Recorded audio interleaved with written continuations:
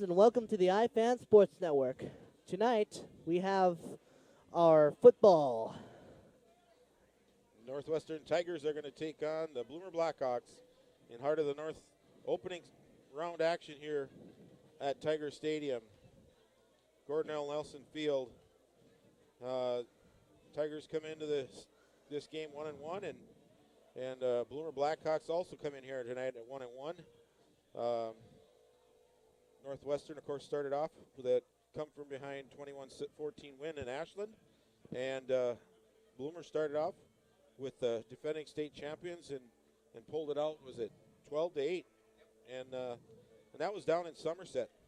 And then Northwestern took on a real tough Division III Osceola team here last week, and of course we weren't able to get on the internet, but it was a 48-0 loss, and the Tigers just didn't have any fire, had a bunch of injuries and different things going on, and the Bloomer Blackhawks took it on the chin as well from the Lakeland. Took it on to them. 13-8 was the final score in that game, so tough loss for the Blackhawks. So both teams coming in here 1-1, trying to establish themselves in the heart of the North Conference. Other games that happened last week, Baldwin Woodville lost to Spooner, or beat Spooner 40-22. Duran beat Barron 57-6. Chautauqua Weyerhaeuser beat Westwood, Michigan. That was a Saturday game, played 35-22. Cumberland beat Cameron 48-22. Hayward beat Ashland 30-12, and Ladysmith lost to Flambeau 27-24. And games we're looking at right now here tonight, the Tigers working on a tough game here tonight. Set this tone for the rest of the season. Standings right now in the heart of the North, there's first round games for all of the teams. Spooner's playing at Chautauqua Weyerhaeuser, Hayward's at Cumberland, and Barron's at Ladysmith. And of course, Bloomer's here in Northwestern. We've got a variety of teams. When you look at the conference, Ladysmith, Cumberland, and Chautauqua are all Division 5 teams. Division 3 is Hayward, and of course then the Bloomer, Spooner, and Barron and Northwestern are all in Division 4 teams, with the 7 divisions in the state and the 8-man as well. So, Jameson, let's take a quick commercial break. This is Terry Johnson here on the iFan Sports Network. We'll be back in about 3 minutes. Hi, I'm Renee Wachter, and I'm the Chancellor of the University of Wisconsin-Superior. We support iFan, and welcome to tonight's broadcast of the iFan Sports Network.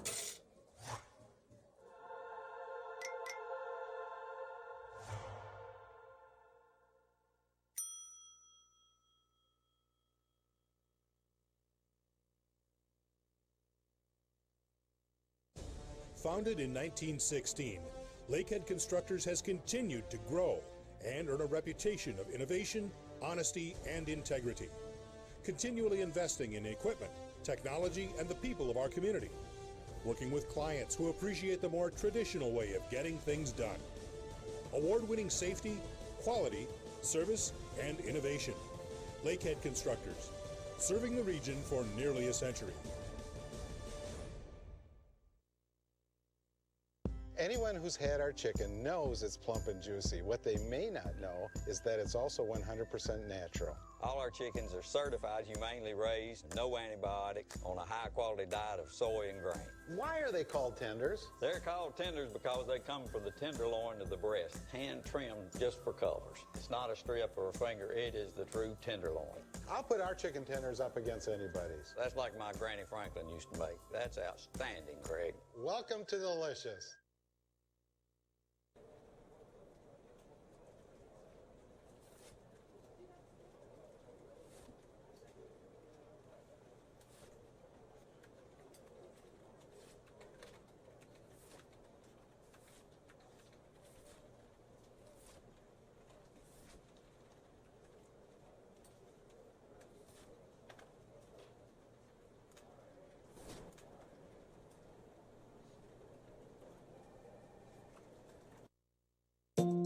composite industry, it's explosive right now. We just simply can't keep up with the industry demands for people. A composite is 2 or more materials which we put together. And when combined, we end up with a third material which has amazing properties. Here at WITC, we're training our students to work many different industries: airplanes, boats, cars, trains, automobiles, canoes. You can really be creative with this material and what it can actually produce. And we're back here in Maple, Wisconsin as we get the sun setting in the background, and we got a haze over Lake Superior tonight. I heard it's over 60 there. Yeah, it was about 68 when I came through Superior. And the Tigers are going to get set to come in. The Blackhawks are out there on the field, as you can see. They're wearing the white jerseys and black pants tonight, and the Tigers will be wearing their home colors, black with the yellow lettering. Black and gold. Yep. And just a quick look around the rankings around the state of Wisconsin and WisSports website. Got in Division I, Kimberly is number 1 and Arrowhead's number 2, and Hudson is ranked number 10.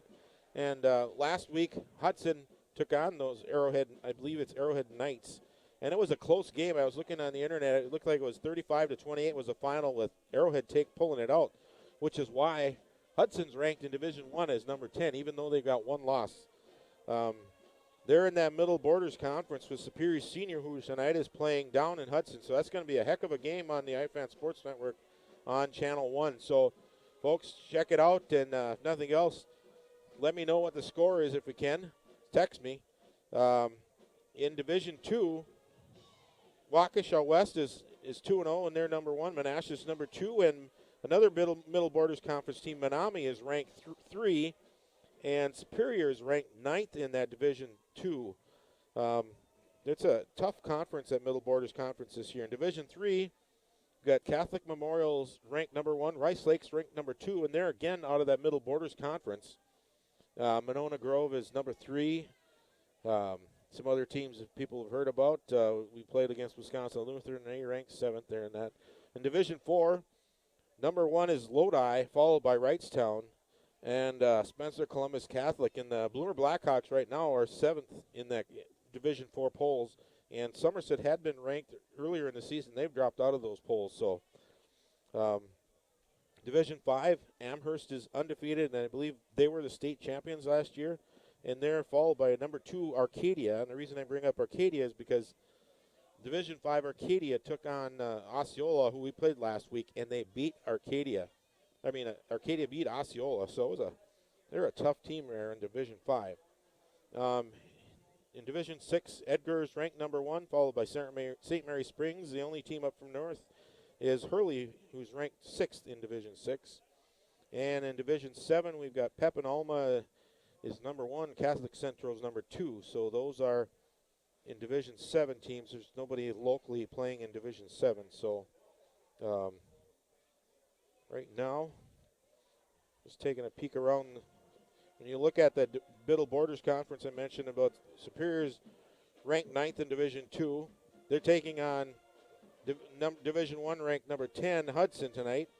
Like I said, in Division 2, Menominee's ranked 3rd. And Rice Lake is in Division 3, is ranked 2nd. So they've got 4 ranked teams in the versus 1 through 3 bracket divisions that are ranked. And that it's going to be a real tough Big Rivers Conference. Big Rivers Conference. So trying to see what the Tigers come onto the field here.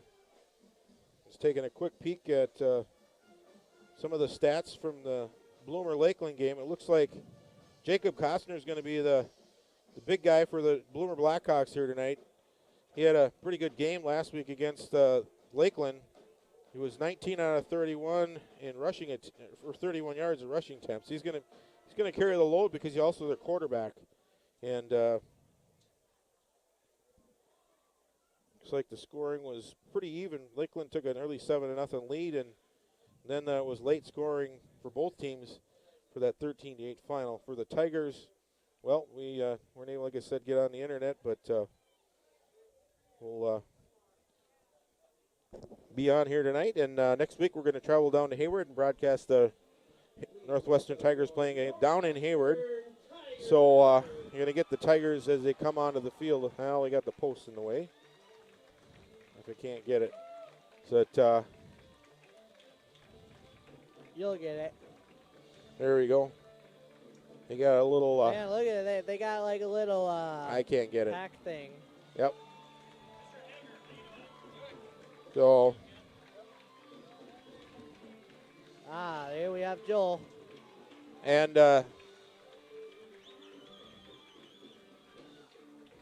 just getting set for the game.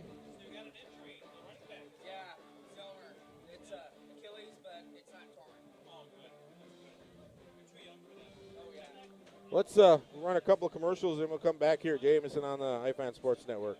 Absolutely. See that. There's a mic.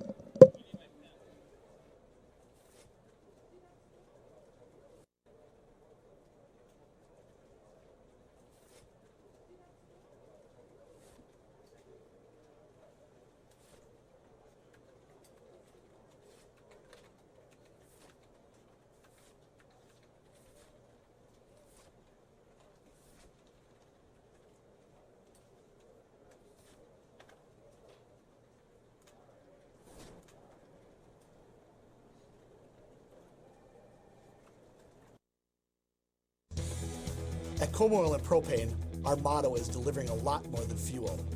Last winter, put that motto to the test. Thanks to 68 years of experience, we delivered. Despite fuel shortages and tough conditions, none of Como's customers ran out of fuel. Despite record high propane costs, Como honored all contract and pre-buy prices. When it really matters, you can always trust Como to deliver.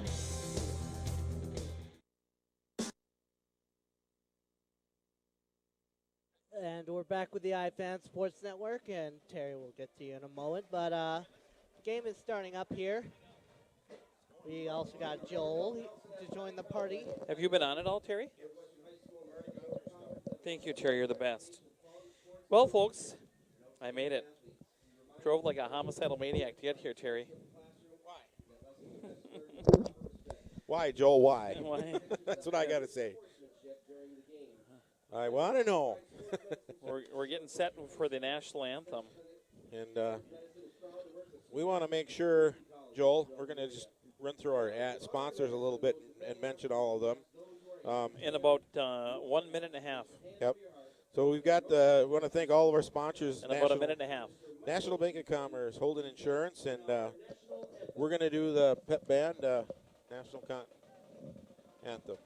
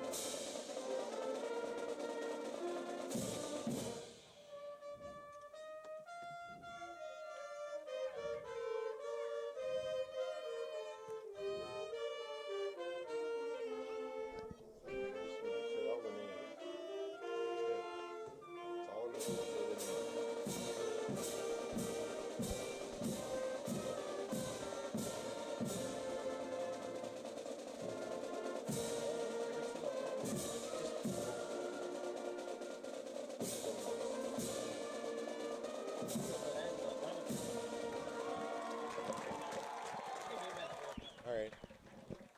And we're getting ready for the starting lineups, as Joel pointed out. Well, it's really exciting, Terry, is that the pet band did a phenomenal job. Okay, the returning conference champion, the Blue Blackhawks, will be announced first. They're in their white away jerseys with the black pants. They're just announcing the team as the head coach, John Post, assistant Jay Dockel, AJ German, Steve Kruger, Nick Schumacher, Austin Herrick, Micah Rupp, Alex Rupp, and Sammy Nauman. Starting up, it's number 2, the quarterback, 5'10" quarterback. Number 2, Jared Antela. 250-pound, 6'2" senior. Number 5, Nate Pearson. Wide receiver, 5'11", 165-pounder. Number 7, Noah Antela. Number 13, 175-pound, 6-foot senior, Nicholas Johnson.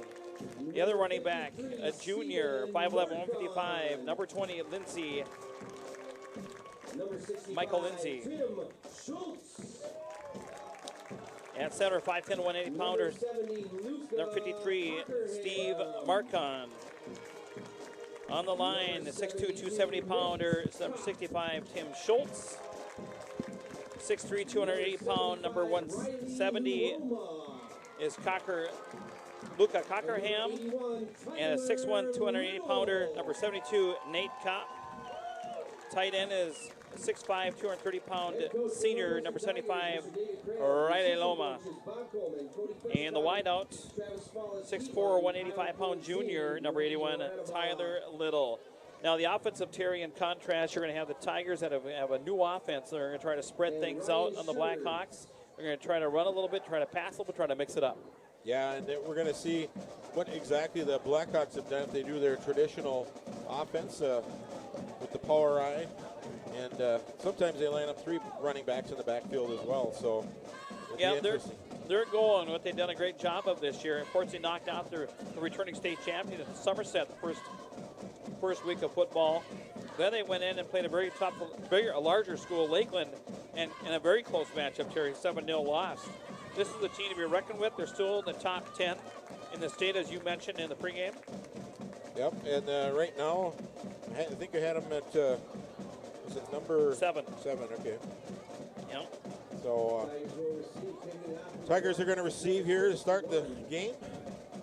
And we'll be kicking off. Can you see the number there, Joel? I'll see it in a moment. They're going to give us a couple seconds here. We'll see who the kicker is. Number 61, Buckley. Thank you, Mr. Hager, who's always been a part of sports down in Bloomer. Yeah. He's a mainstay and a great guy. Yep. Or he appears to be, right? I know you're a great guy. Well, it looks like my family came to watch the game. Right. And there's Buckley with a high-end render and receives it to 10, fumbled at the 11, and picked up immediately after that. Changing hands, finds a seam, and trying to burst through. Is a good job of running. Do we have a replay on that, Jamison? A nice run by number 28 for the Northwestern Tigers. And who is that, Terry? Connor Johnson for the Tigers. Junior running back, 6-footer. And quickly the Tigers offense gets out there onto the field and at the line. Boy, the way he ran that reminded me of a gentleman that was an all-conference kick returner 3 years ago, and that was Michael Nauman. Nice job there by Connor Johnson. We got two wideouts to the far side and one to the near side, and Nate Pearson in the backfield. Keep an eye on Noah Anta. There's a swing out to Pearson. Pearson has some room. Sheds a tackler. Now across the 35 to about the 37, where he's pushed back by a plethora, if you will, of Bloomer Blackhawks, led by number 71, Ryan Ratcliffe, the 6'3", 290-pounder. Good speed for the big fella. Also number 64, the defensive end on tackle, Peyton Dockel. And, Joel, that's actually technically a lateral because he was behind him. So one of the things to make note of. They go right back to Pearson, and Pearson's going to fight very close to a first down. Yep. And it's good to have Pearson back as he graded a couple tacklers, along with number 67 out there, number 67 for the Bloomer Blackhawks. And that is a Tiger first down. John Saul, number 67. He's a 6'5", 225-pounder, along with number 67, number 71, Ryan Ratcliffe. So Ratcliffe figures in on a couple tackles. Tigers quickly to the line, naked backfield. And there's a fake handoff. Anthony's going to keep it. He's got a seam. And who else but number 71? And I'm telling you right now, R-squared Ryan Ratcliffe is making his presence known, Terry. He's got 3 tackles right away there for the Bloomer Blackhawks. But the Tigers at the midfield, just a yard short, second down and 6 yards to go. Running that Pearson in the backfield. There's a handoff to Pearson. There's a good block by number 13. Johnson around the corner, leaps over defender, and there's a late flag. And I'm telling you right now, we're probably going to see a clip in the back, and that's going to come back as Johnson. I don't know if we can see it on a replay at all, but we'll check it out and see here. Yeah, why don't you? I could probably get it. Let's see if we can get a replay here real quick. See if we can spot it. There we go. That wasn't quite far enough back. We didn't get far enough. Go a little further back, Jamison. We got it. So that's going to make it a second down and long, about 13 for the Tigers right now. Second down and 13 for the There's a timeout by Blackhawks, or it looks like they're trying to get a timeout. And it'll be second down and 13, spot foul. So it's after they cross the 50-yard line. There's a pass right. Oh! And couldn't hang on to it. It was number 81 in and out of the hands. Tyler Little gets a little high on there, and he got hit instantly when he got the ball. So Tigers at the 42-yard line. Third down and 13, and you need to get over to about the 45 on the Blackhawks side. That's right. After a trick run, nearly picked off. Pearson trying to get the outside, wrapped up immediately and dropped by number 75 for the Blackhawks. And number 75 is Luke Skaw, a 6'1", 202-pound senior. What a nice tackle by Skaw, tackling the very versatile, the very athletic. And he gained a couple of yards. They're going to call it fourth down here. So Tigers are going to go ahead, and they've got something a little different this year, but shifting around, and they're going to punt. And that'll be Pearson punting. So with 9:49 to go here, and that's a little sidewinder kick, and he's going to kick away from the return men, and it's going to take a nice Tiger roll inside the 20 and still going, and finally down at the 19-yard line, number 81 for the Northwestern Tigers, and 81, Tyler Little. So Blackhawks will come out here for their first series at their own 19-yard line, 9:38 on the clock. So the ball was at the 40-yard line, so it gets down to 20. So you're looking at like a 41-yard kick. I asked Shane Sedin to come up here in the booth and talk about their fundraiser for the Youth Pony Football League and see if we can get up here in the first quarter. And big number 71, the center, is going to get the line set, and that's Ryan Ratcliffe. Bloomer going to run the power I with double tight. And they're going to stack it deep, just follow the line. The big line is going to net a gain. Number 15, the running back. Number 15 is Jake Costner. 6'1", 187-pounder. And they've got some terrific size here for the Bloomer Blackhawks. Yeah, they've got a pretty good sized line up front there, all the way across. And it's going to be a tough test for that front line of the Tigers. And that's Costner under center. Costner's a converted tight end from last year, and now at quarterback. And Costner's going to keep the ball again himself. Oh, they had him in the backfield, but Costner busts loose, and he's across the 50. Still giving chase to number 28. A nice stiff arm, and they couldn't bring him down. Oh, and there's a shot to the back, and finally a tackle. And we might have an injured Tiger, but Costner with a beautiful stiff arm, and Jamison, we need a replay on that. Big play there. Oh. And you want to leave it there the whole time. Don't here. Whenever you just leave it right over there. Move the chains down there. It's first and goal. It was from the 19 or about the 20-yard line, Joel. So looks like you're at the 6 right now. So that was at the 22-yard line down 22. to 6. So you got 44 and about 20, 28, so 60, 72 yards. 72-yard run, and there's a handoff. And not going anywhere really there. Actually, Terry picked up quite a couple of yards after the tackle. Surge. Yeah. Number 36 on the carry for the Blackhawks, Brady Petke on the carry. Senior for the Blackhawks. And Bloomer going no huddle as well. Second and goal from the Tiger 4. Calling the plays at the line and following the quarterback. They're calling a touchdown there, Joel. Blackhawks, and that was who again? I missed it. Quarterback keeper. Yep. It was with 8:14 on the clock. Bloomer scores. Boy, that didn't take long at all. No. A big run there, and they're going to kick the extra point. That's Costner himself that's going to kick it, and the holder is number 54, Peyton Dockel. He's a defensive tackle and a guard. So we'll check it out and see what Costner's got for a leg. 74 yards on 3 carries. And the kick is up, and it is no good. It went a little wide to the right. So we'll take a quick break on the iFan Sports Network and be back.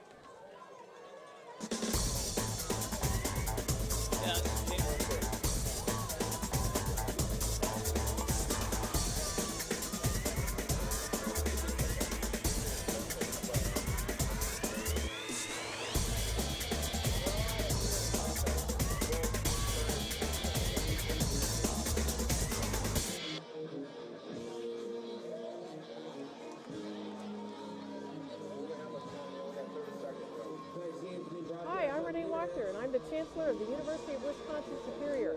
We support iFan, and welcome to tonight's broadcast of the iFan Sports Network.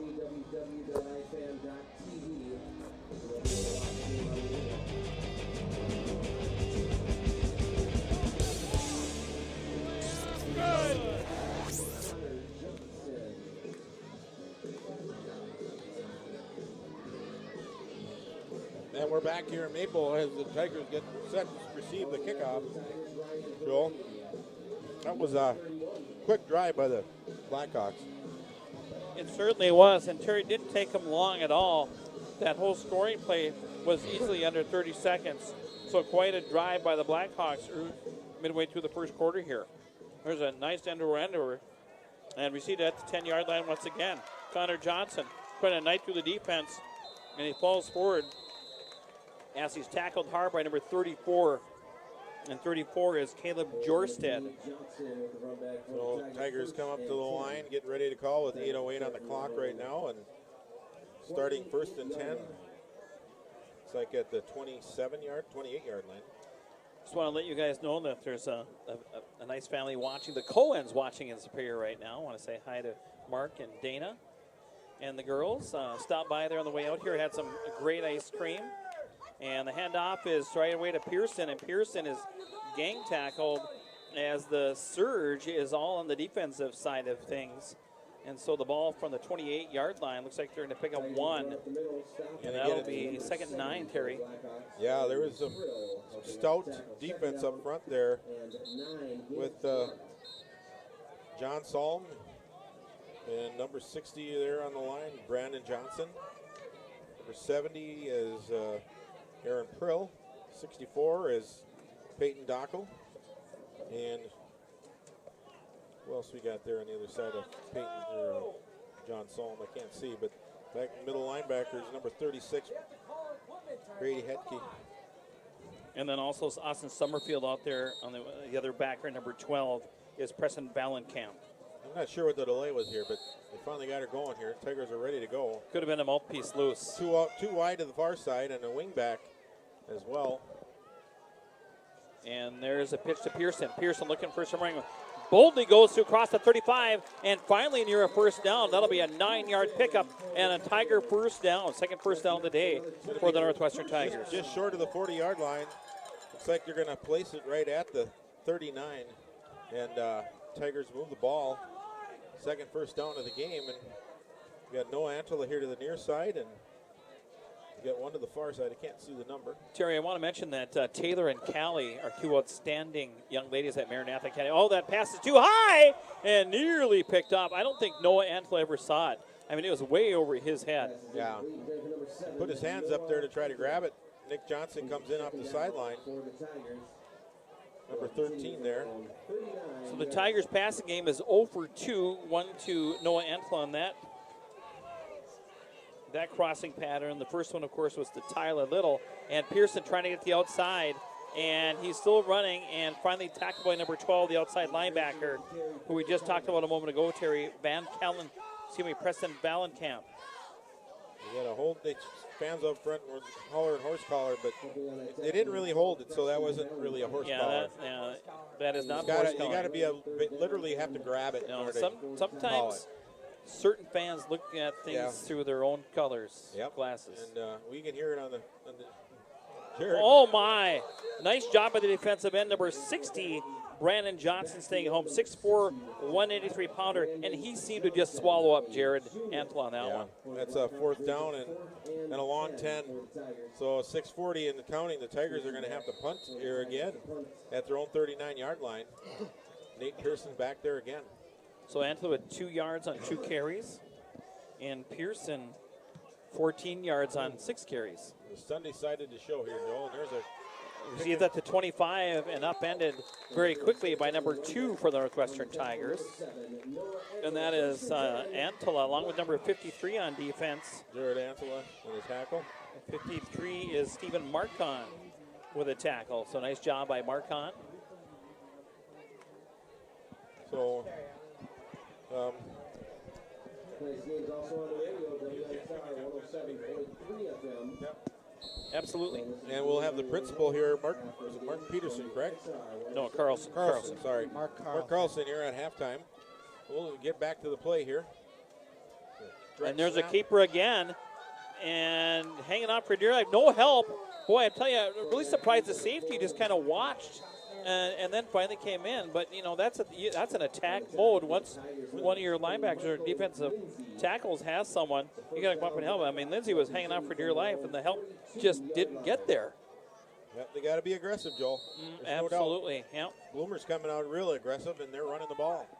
So that was a there's 2 players in motion, or yeah, what? that's the first penalty of the football game. Or second, excuse me, one by the Tigers. Yeah, 1 on each. And I will say this, Joel. Tigers have cleaned up their penalties so far. And, you know, it's been a pretty good game so far. You know, it's still early, halfway through the 83 yards on 4 carries for Jacob Costner, the quarterback. That'll back them up. It's at a 2nd down and 1st down and 15. First down and 15, ball on the 37-yard line, and they're in that tight formation, similar to the double wing. Back to pass, he throws a nice pass, and there's going to be a flag. He's caught by number 34, and he's spinning, and he's going to have a 1st down, Terry. Good-looking pass play. Let's get a replay on that. Caleb Jorstead. What's the penalty on, though? Or was there a flag? Yep. You said there was a flag. And there's going to be it's going to come back, but great play. Yeah, there's the tail end of it. Yeah, right there. So good play, but it's all going to come for naught. That's kind of 1st and 15. What was the call? The sun right in my eyes. I can't see, Joe. They're discussing with Pearson right now. Let's see what the referee calls here. So, and that's a spot. I think it's a spot foul. The flag's laying at the 31-yard line over there on the Blackhawks side. So, the football looks like it will be backed up. Can we have a close-up of that? well,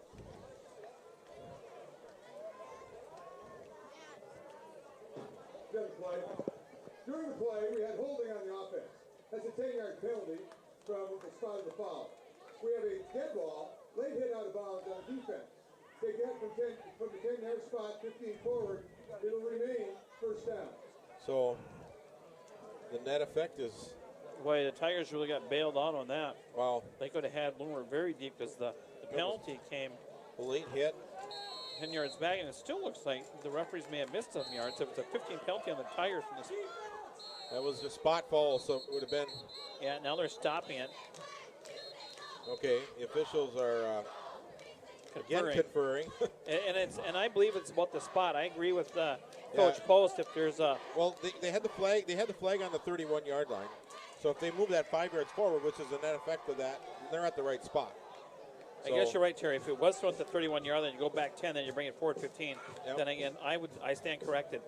So they're just conferring, and I just want to make sure and thank some of our other sponsors. Just so everybody knows who we got: National Bank of Commerce, Holden Insurance, and Erie Insurance, Dr. Robert A. Bukowski, Dennis, making community 1 smile at a time, Lakehead Constructors, and Barker's Island Inn. And very cool stuff. Action. So here we go, and it's Costner under center, and he's going to hand out the first back to. He's got some room, but held up from behind by number 43, and that's Jamison Flug, and allowed some of the other defenders to get their nice job by Flug, and number 63 is going to So it's Justin Little on the tackle. Second down and 15 at the 37. Actually, about the 36. So Second down and 15 for the Blackhawks. just over 5 minutes on the clock and counting. And back to pass, and he gets his pass away, and it's too high, and that was meant for number 12, Preston Vallenkamp, coming out of the backfield. So it stops the clock with 4:55. Some of our other sponsors, you want to mention the University of Wisconsin Superior, Culver's, 3 locations, 2 harbors, Superior and the Miller Hill Mall. It's third down and 15, and Chemist Oil and Tire and Superior Animal Hospital, the boarding suites. And looks like they're trying to set something up here, Joel. Yeah, wide left is Mitch Post, and he's a burner. Very good player. Plays corner on defense, 6'4", 167. Looking for them to get the ball to him on the far side. Who's on the coverage on that side? That'd be Lindsey. And there's Koster back to pass. He throws one, and too high. Again, that pass is meant for Vallenkamp. So that's going to make it a 4th down, and the Blackhawks are going to have to punt from their own 36-yard line. And some of the other sponsors, we got Benson Electric. Really quick, Terry, for the first time, they go 4 and out, 3 and out. Go ahead. Superior Water Light Power, and we're going to call this a Grizzlies growler punt because I'm sure the Blackhawks didn't want to be punting right now. And that is nearly blocked, and it's going to take a short. Oh, it's going to take a bloomer bounce after the short kick. It's going to bounce at the 38-yard line. So from the 36 to the 38, Terry, that's a 28-yard punt. So I also want to mention some of our other sponsors, American Family Insurance, Lori Ronke and Nick Horhan and Agents, MetaQuest Insurance, Dan Conrad, Poplar Hardware and Hank, our oldest sponsor here, and Handily Helm and Shears. Ryan Shears is helping with the coaching staff. They've also got a Superior alumni, Kevin Van Aert, working with them as well now. Superior Meats and Keyport Restaurant. And we get a first down. The Tigers sweep here on the side. Pearson comes outside, gets about 4 or 5 yards. Terry, I was eating chicken, and I was calling the play, and I realized that I had my mic above my head. We have to do this 3rd down and 7, it looks like. 2nd down and 7, sorry. Long 6. Third tackle for Vallenkamp on the night as Pearson picks up 4 yards. Another quick dive right up the middle there. And he lost the ball. There's a fumble, and Boomer says they have the ball. Need a replay on this, Terry. And Blackhawks got the ball right at the 45-yard line, 47-yard line. Terry, here's the replay, and he's trying to knife through there, and just a beautiful reach in. Whoever the made man the on the bottom tackle. of the pile, and see if we can see who stands up there. James, and we can leave it there still. Yeah, it's hard to say, but that was number 12 once again. It was Vallenkamp again on the strip. Your go-to player gets a turnover at the 47-yard line of the Tigers. Now, 1st and 10. Not what the Tigers needed, but definitely the Blue Blackhawks will take with 4:09 to go here in the first quarter. Looking to add to their 6-rip league, and there's a handoff, number 41. He's getting to the outside edge, tripped up from behind by a beautiful play. Open field tackle by number 44 for the Northwestern Tigers. Jamison flew. Jamison doing a heck of a job cutting in from the backside. They're running that triple I, and makes it I'm going to say it's 2nd down and a long 6. Long 6, so 4-yard pickup there for Bumgarts. And they're running that triple I again. 3 lined up in the back, give it to the second back. Pauls ahead for a few more. And, I'm surprised they blew the whistle because he wasn't quite down. He was on top of the pile. And there's an injured Tiger that was going backwards trying to hang on, and that slowly helped up. Good sportsmanship by number 87. Help came up. Number 63, 87, of course, is not on my roster.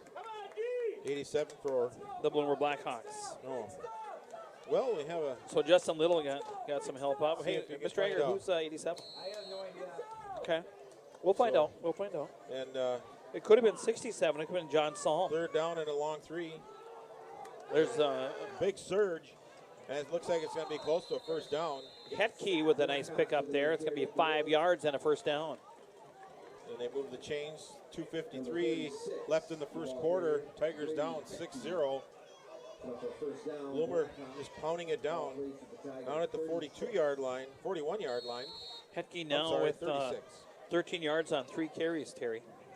And They're just doing the old smash mouth football, Joe. Yep. Heckey's going to go in motion. Back to pass, says Costner. There's one of the Tigers closing from behind and nearly intercepted by Noah Antela. Dove at it. Yep. You take a quick replay on that one if you can, James. And I don't know who that was intended for, Terry, but it looked like it might have been for number 12 once again. Preston He just Valenkamp. came up and trapped it a little bit there. Didn't quite make the interception. And Noah comes up. Darn, I missed that one. So 0 for 4 is Headkey with 2:35 to go here in the first quarter. 6-0. The Blackhawks on top. Second down, 10 yards to go. The ball on the Tiger 36. Double wing. Headkey goes Counter. in motion. Right into the arms of, who's that? That's Lindsay again, number 20. Matt Lindsay. He had no place to go. And that was a keeper by Headkey. Lost a couple. That was a counter, Joel. Who was that on the run that I missed it? Was that Baumgart's? Thank you. And 41 there, Baumgart on the pitch out. Far side, cutting up. He's the got middle. some room. And 5-6 finally yards. tackled. And this is 4-down territory here for the Blackhawks. Maybe about 7 on this run. They're down in about. Well, the ball's on the 36, Terry. So they're going to mark it at the. They're going to mark it at the 31. So it's a 5-yard pickup. So we've got about 5 yards to go. So we're going to take a quick timeout. Joel, I want to talk about Ashley Haniel and Hallam and Shears here. Joel, one of our sponsors. They just worked Terry, with go those ahead. I folks. give you the green light. They're with the nearly 30 years of helping people in the Wisconsin, Minnesota workman's comp. They're also here for you with personal injury workman's comp litigation, along with assistance for other injury, property, real estate concerns. Located at 515 Belknap Street in Superior. Give them a call at 715-392-3000 or 800-477-7056. Over 70 years of combined legal experience in this region, Joel, have earned a reputation for excellence. Daniel Hallam, Gary Hallam, and Ryan Shears, a Northwestern alumni I mentioned, Kevin Van Ert, a Superior Spartan alumni, are longtime area residents looking to help their neighbors. Stop over there and give them a call and say the iFans crew said hi. Also, we want to thank Poplar Hardware Hank, Scott Lundberg, and the crew over at Poplar Hardware sponsor the iFans since day one. All your hardware and appliance needs can be taken care of by Scott. Located on Highway 2. We'd like to say, if they don't have it, you probably don't need it. That's right. So a big count. You might hear a hard count here by the quarterback, and it worked. And there's a boy. jump. We just talked about it, and that was Justin Little. Yeah. And boy, that's going to hurt, and that's going to give him better yardage to work with, Terry. That'll be 4th and 1, and a huge 5-yard penalty for the Northwestern Tigers. And that's one of the things the Tigers like to always do. So that's going to give them the first down. They're going to mark it off. Well, I'm surprised because it was 3rd down and 6, so they're giving me a 6-yard penalty. That was actually that Sean had the scoreboard keeper had it a little bit longer than there actually was. And ball set. They're going to pitch it out. Oh, wow. High pitch. And he's going to lose yardage unless he can get around the corner. There's a nice dip. I tell you, one of the things I'm really impressed with the running backs for the Blackhawks is they use a great use of the stiff arm to go high on the helmet, and that just takes away the eyes for the defender. And making the tackle there was Jamison Flug, number 44 for the Tigers. He's having a heck of a night right now on defense. That's an 8-yard loss. So 6-yard loss. It's an 8-yard loss, Terry, if you count it out. Okay.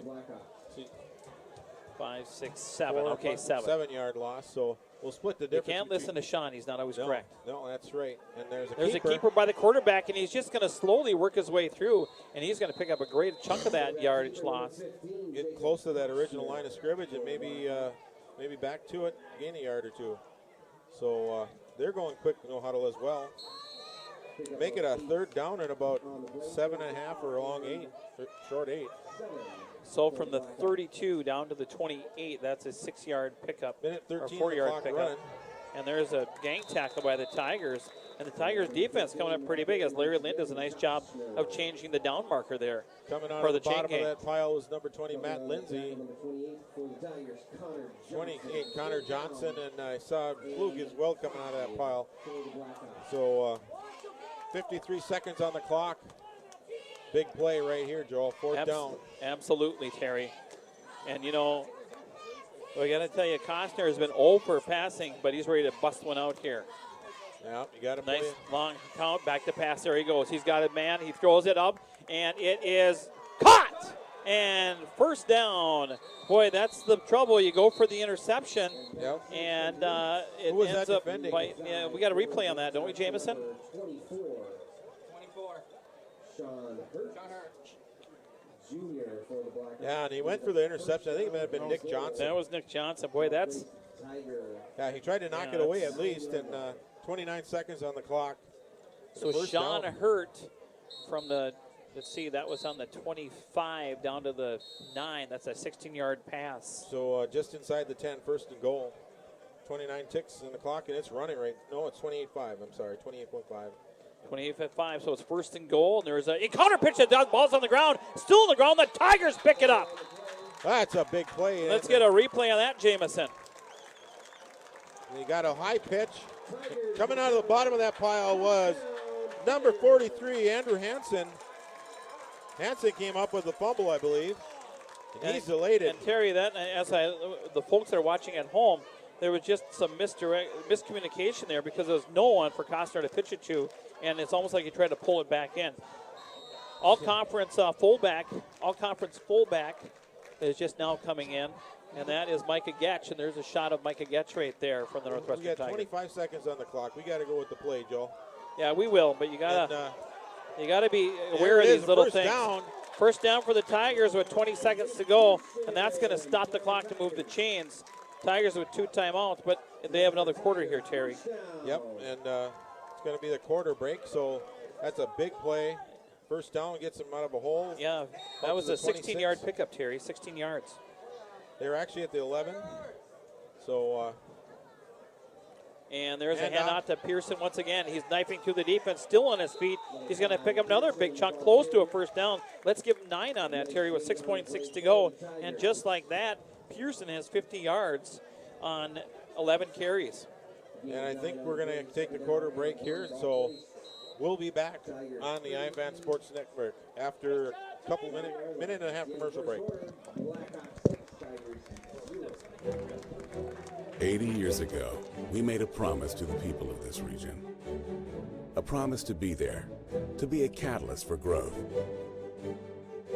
A generation ago, people here awoke to a billboard that invited the last person out of town to kindly turn out the light. We're the National Bank of Commerce, and we're proud to say, your light is burning brighter than ever.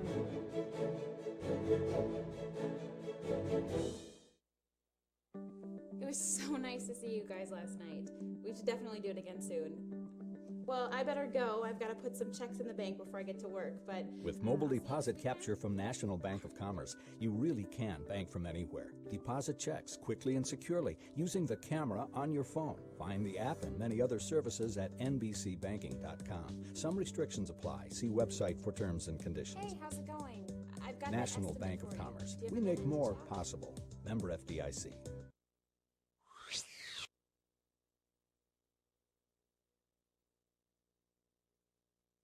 And we're back here to start the second quarter. That was actually a first down on that last run there by Pearson. And no, it's 10 yards. They gave him a first down. They gave him a 10-yarder on that. Very nice. They measured it when you were out of the booth. So first down, Tigers. And they go back to Pearson. Quickly knifing through, picking up Well, I don't know how I got that, but I just got a soda. It's like Jimmy John's delivering. I got a soda lesson. Oh, you didn't tell me you were getting Mountain Dew, Joel. I would have took one of those. I said you want a beverage. I would have took a Dew. You never mentioned Mountain Dew. So that's a pick of 4 yards, and Pearson now has 55 yards. Down at the 41-yard line, Tigers making a drive here. On 10 carries. Terry, I had, there's a penalty on the Tigers. That's going to bring back on the first, and his first opportunity to get the ball, of course, was number 20, Mike Lindsay. Maybe a false start on the offer. So it's going to be... Tigers with a total of, 40 yards and penalties early on in the game here. That's one of the things we said they're cleaning up. I should have never said it, Joel. And second and 11 now. And clock just starting here the second quarter. 12-minute quarters in WIAA boys varsity baseball. Football. Football. Did I say baseball? Yes. I meant to say football. Here's a quick dive. Well, he's still surging ahead. I tell you, that's another nearly 10 yards. And that 11 yards. is number 5, and Nate Pearson. And, boy, he started running on cylinders. And I got to tell you, even with the absence of Alex Tecker on the line for the Northwestern Tigers, the Tigers seem to be rejuvenated with the return of Pearson. 3rd down and 1, and Pearson came off after that first week concussion against Ashland. Yep, he's going to get the ball again. And he's got a first down and then some. Tackled. Carrying guys with him, and took 2 guys, one high and one low, to take him down. And that was number 12 coming out of there for the Blackhawks. And that's another 10 yards, Terry. 12 is Valenkamp, and 30 was the other one, I think, Austin Summerfield. Yep, Summerfield doing a nice job on defense. Playing, I believe, a safety spot or somewhere in the middle linebacker area. That's 6 tackles so far for Preston Valenkamp. So Tigers working that first down, working it on the 44-yard line of the Blackhawks. And there's a handoff to Lindsey. Lindsey gets around the corner, and he fumbled the ball. It'll be Blackhawks ball, and we need a replay on that. It bounced right out of his arms. I started to see the ball fumble, and I went and followed the ball. Here we go. And who picks it up but Valenkamp? He's got 6 tackles, a forced fumble, and a fumble recovery. Trying to see who caused that fumble, but as he was getting tackled, the ball just shot right out of there. And one turnover deserves another, I guess, Joel. 10:35, they turn it over. Well, it doesn't deserve one, Terry, but it's going to happen. It happens. So at the 36-yard line, the Blackhawks are going to start 1st and 10. And boy, that's going to hurt the Tigers there, albeit it's early on in the game. Boy, they certainly had a chance to get right back in this football game. And it's a keeper by the quarterback. And Costner's looking for room. He's going to pick up 3-4 yards on that carry. And with 10:27 to go, Terry. He's just crosses the 40-yard line. Looks like they're going to spot it, just beyond the 40, so almost 5 yards. Yep. And 10:15 in the first half. 95 yards for Costner so far. 95 yards nearing that century mark, and looks like he's going to keep it again. And he's got some running room. He's got a first down and then some. Boy, I've been watching number 13, Nick Johnson. I got to wonder, remember he went for that interception with one arm, and on that tackle, he only led with his left arm. I wonder if he's got a wounded shoulder or something, because he's certainly not tackling at all. He's just kind of reaching out. Pearson's going to come in for Reilley Luoma, as they're looking for some more action there to stop that run. It's going to be a first down just at the 49-yard line of the Blackhawks. And with that 8-yard pickup, Terry, he's at 103 yards tonight. In the first half. And he's going to keep it again. And he's got a first down and then some. Across the 40, the 30, and then brought down by number 7, Noah Entala. But not until he picks up the first down into Tiger territory and then some. Do we have a replay on that, Jamison? Terry, why don't you walk us through that? Let's see here. He gets looking, fake the handoff, and pretty soon he's in the secondary, and Antela had to make that game-saving tackle on that touchdown there. He certainly did. And they're just getting through that line in the secondary there on the left side. Nobody picked him up except Antela saved that touchdown. 24-yard gain, 127 yards for 9:36 Costner. and counting on the clock. But, Terry, you couldn't do it without the big line, number 64, number 50 out there. That's Peyton Dockel. Number 50, of course, is Trey Kramschuster, and he's doing a nice job, as well as number 67. Looks like 67 is John Salm. They're going to try to work the clock here, Joel. Absolutely, why not? Well, they're going to call a timeout. I'm not sure what's That's their first time out, Terry. But let's talk about the National Bank of Commerce. Stop in and see the great people at the National Bank of Commerce. 6 locations in Superior, Poplar, Solon Springs, Duluth, and Hermantown. Serving the area since 1934, the National Bank of Commerce can answer all your questions and help you financially to a financially secure future. Thanks to Bruce Thompson and Steve Burgess for supporting IFAN, member FDIC. I also want to make sure and thank Dr. Robert A. Bukowski, making community one smile at a time since 1985. Dr. Bob provided the finest dental care to 1,000 very happy patients located at 1301 Tower. Dr. Bob will take care of all your dental needs: cleaning, exams, cosmetic dentistry, crowns, bridges, root canals, hygiene care, teeth whitening, and Under Armour mouth guards. Just to name a few areas of his expertise. Dr. Bob at 392-5151. You will love to smile after seeing Dr. Robert A. Bukowski. And getting back to action here, Joel. Terry, I'm excited if you're excited. And, well, you know, it's this is a key drive, I think. Yeah, really. The Tigers are driving. They fumble the ball deep in Bloomer territory, and now they're going to be. Oh, there's a tackle in the backfield, but slipping out of Mike Lindsay's grasp is I think that was number 20, Johnny Barr, but let's see who it is. That was actually Matt Lindsay, number 20, out there shooting in there, but he missed the tackle. So it's going to be a 2nd and 9. He did get past his line of scrimmage with 8:56, and they're trying to work the clock, I think, Joel. They don't want to give the Tigers a lot of time on the clock. So, well, Terry, they're going to get the ball back. There's almost 9 minutes to go. I know, but they don't want to have a lot of time so that the Tigers have to act quickly. And they nearly get him to jump off sides again. Back to pass is Costner. Looking for Surium. He's out in the flats, and he nearly has his guy diving for the ball, waiting for him to get open. And that's just that's communication right there. And that was number 36 on the backfield. And that was Brady Hetke. Nick Johnson there in the coverage for the Tigers, but he was behind him. And if you'd have thrown it to him, he would have had it. 1 for 7 tonight for Hetke with 16 yards. 1 for 7 for 16 yards tonight. Couldn't get the ball in there to his hands. Clock stops at 8:36 to go. Ball on the 25-yard line. And a wishbone. And there's a handoff, number 41. Oh, and he's up in it immediately by Flug. Let's get a replay of that tackle by Flug. And I think Andrew Hansen got a shoestring tackle maybe there too as well. But great tackle there by Flug and Hansen. 8:19 and counting. 4th down and 9 right now. And 4 down territory. Again, working the clock. It's number 36 running out to the sideline for a play. Brady Hetke. His Costner's under center. Double wing.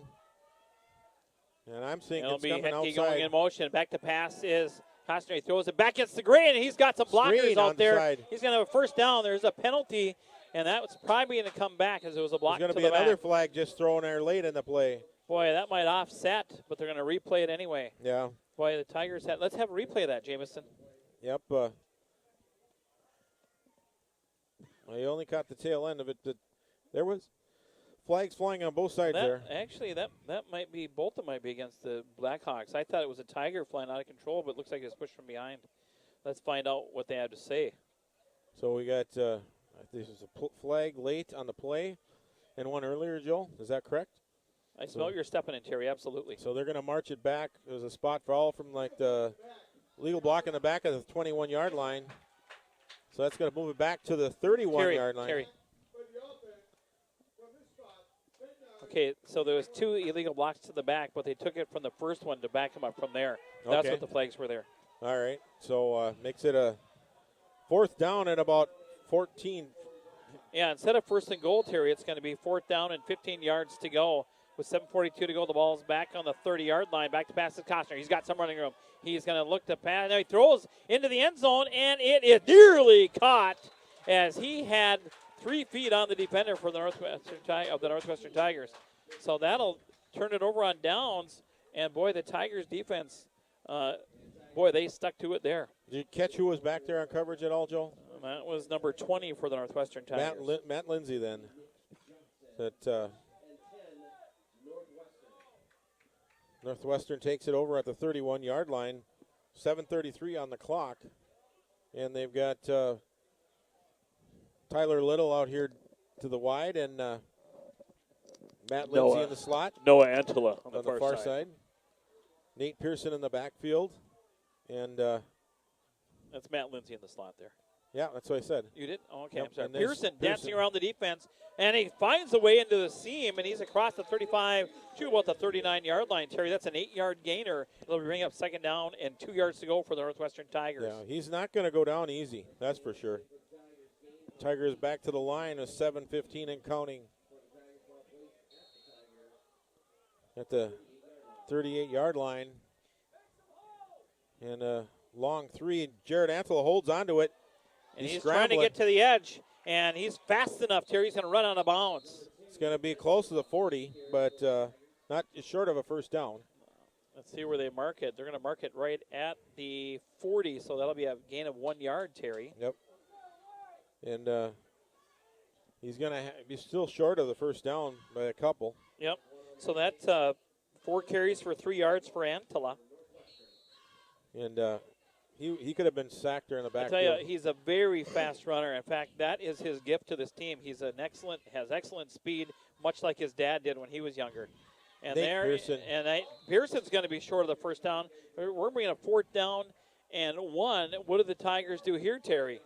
Well, you know, he may have lost a yard on that. Yep, they got 6:48 on the clock, and you know what the Tigers do best in this situation, Joel.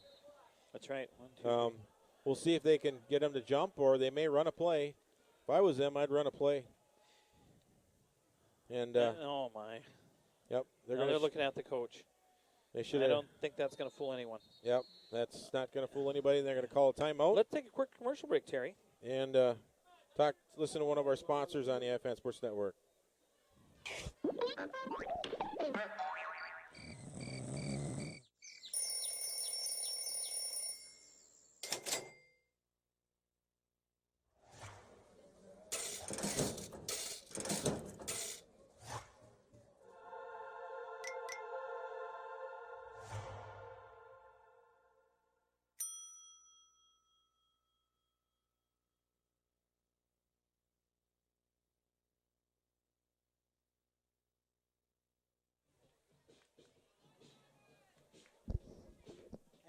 And we're back on the iFan Sports Network. Yeah, we just want to make sure and thank all of our sponsors. When you talk to those folks, make sure you say the iFan crew sent you. Here, we really need those folks to support our broadcast, right, Joel? Absolutely. Well, they got Pearson deep. I don't know if they're planning on punting. It looks like they're going to go for it. Tigers gambling. No, they're going to punt it. They called the timeout. They elected. You got Jared Antle on the near side, and you got the very speedy number 81.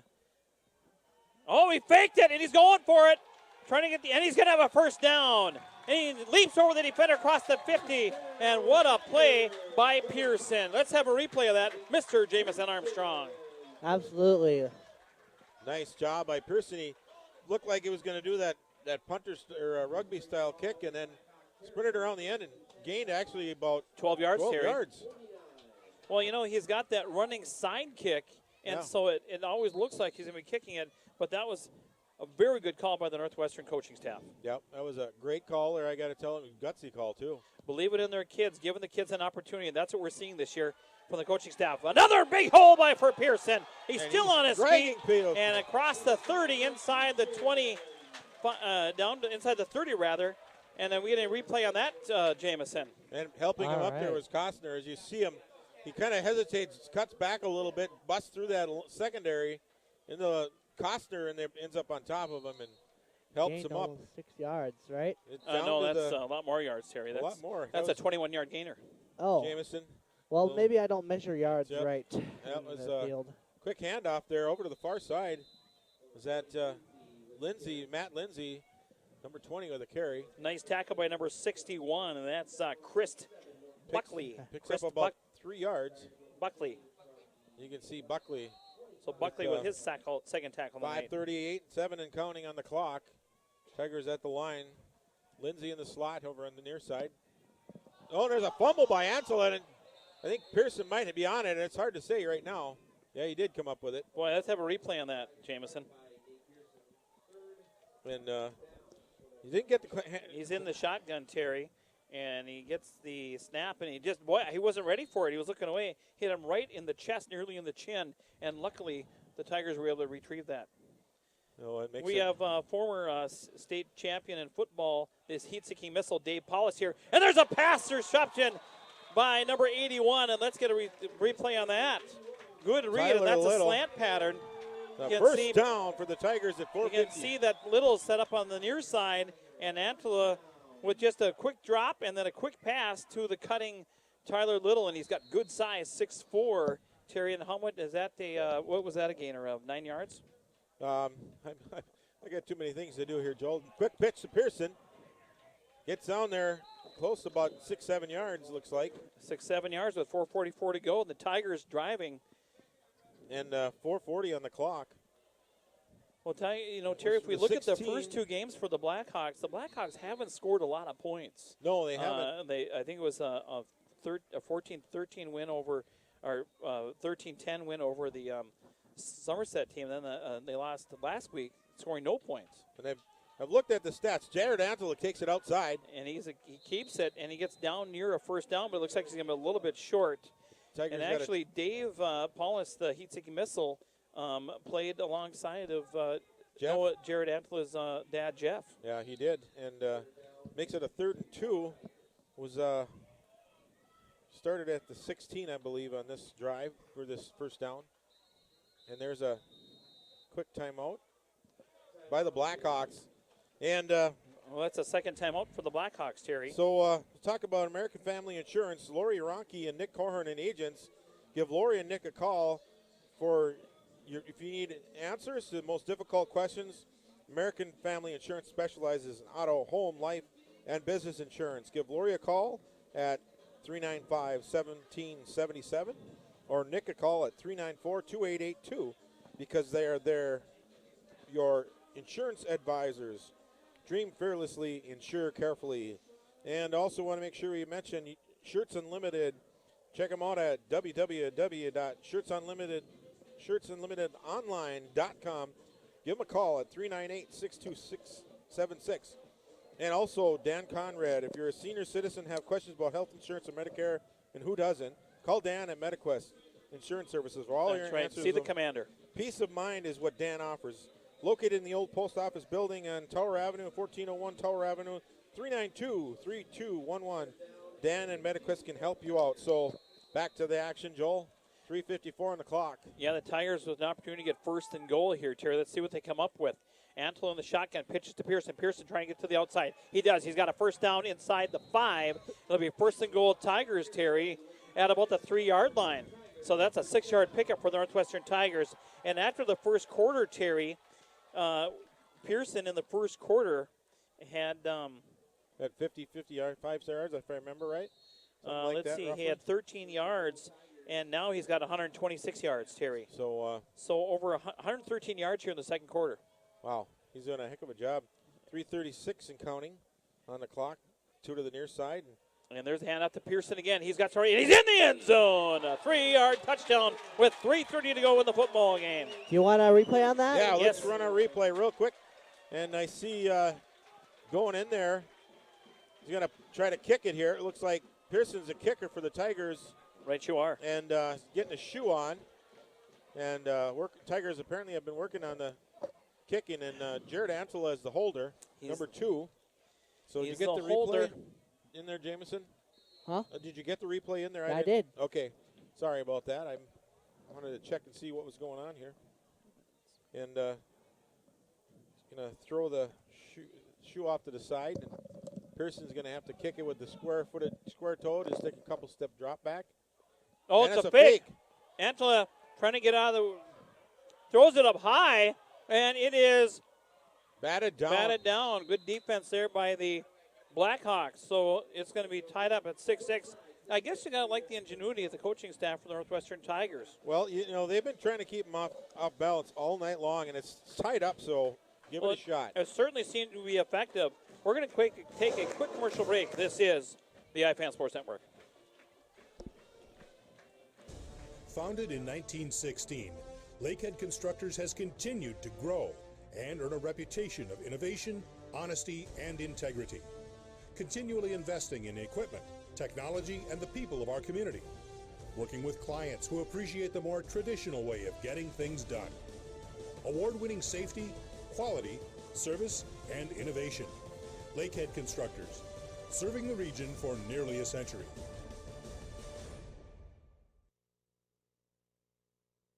Yeah, we're back here in Maple, Wisconsin as Northwestern Nate Pearson gets ready to kick off the second quarter here with 3:30 on the clock in a 6-6 tie game. That momentum swings back and forth, Joel. You just never know which way that momentum's going to go as the Tigers tied it up here with 3:30 left. Terry, we just threw some candy at the Pearson clan, or excuse me, the Pearson, which are the Browns, and they're right down there, and Crystal Brown. And Pearson going to kick it straight up. And that's an end-over-ender. It's going to be short, received at the 22-yard line, and that looks like it's number 36, Hedke. And Hedke gains all the way out to the 40-yard line.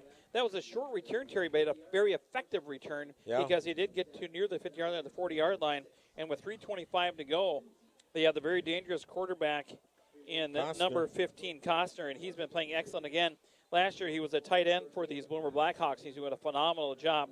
And the thing is, he's very patient when he runs. He's not a burner, but he just kind of picks and chooses his way through the defense. Then we got a split receiver out to the near side and the far side as well. Can't get the numbers down, but 10 carries for 127 yards, sir. That's nearly 13 yards a carry for Costner. They're going to put a guy in motion. And Costner's going to keep it again. He's looking for some room. He's nearly tackled by a group of Tigers, including number 75, and I believe that's Luca Cockerham. And it didn't fake out the Reilley Tigers. Luoma. Looks like picked up about 3 on that. They're trying to see where they spot it, just outside the 44-yard line. So 44-yard line with 3 minutes, just under 3 minutes now on the clock and running. And they have one timeout. Both teams have a timeout each. So remaining. Kind of lose track, Joel, but they've been using them. This timeout. Yeah, you can't take him with you. And there's another keeper by Costner. Costner with some room, and he falls to his knees. They're going to have to spot it where his knees went down, and that was should be back a yard about from the there. 47-yard line. Yeah, they give him a generous spot. Another 3 yards, and he's up to 134 yards. But really, Terry, the offensive line for the Blackhawks is doing extremely well. As you can see, some great hustle by one of the Northwestern Tiger defenders coming off. That's Kenny Dunny. Now we got false start going there. I think it's against the Blackhawks. We have 2 men in motion on that, Terry. Yep. And we have a replay on that, Jamal? See where we got can catch. Oh, somebody on the line jumped, and then it was before the snap. Makes it a 3rd and about 6 again. 6 penalties now on the Blackhawks. So 2:21 on the clock, and it's winding up here now. So it's a tie game here, and getting close to that 2-minute mark.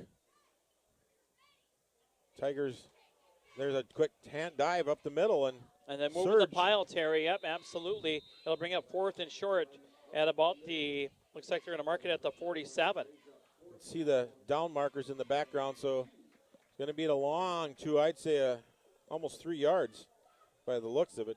Long 2, that's for sure. He needs to make the 40-yard line.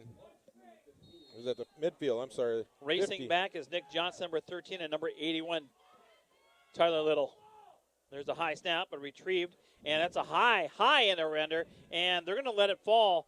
And, boy, I'm surprised, but because if Little would have caught that, he could have certainly ran for it, but he elects to stay away from it. And, again, it could be the experience. He did go out here his junior year. Yeah, and you see the clouds in the background here, Joel, as they're kind of coming in. There's a rain front that's supposed to come in maybe here tonight.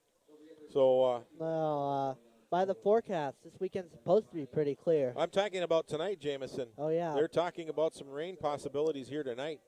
So we'll see what happens. Jerry, I just want to tell you, if it rains, I don't care. It makes no difference to me. No, it doesn't make no difference to me either. We're going to be here on the iFan Sports That's right. Network. No black water. Keep on rolling. Okay, so it is in shotgun, and there's a handoff. No, it's a keeper by the quarterback, and he's going to lose about a yard on that. It'll bring up 2nd down and 11. I think that was a mix-up in the backfield there. No, if you watch the replay, he tried to fake the handoff and run forward. Yeah, it was no place to go. And no place to go.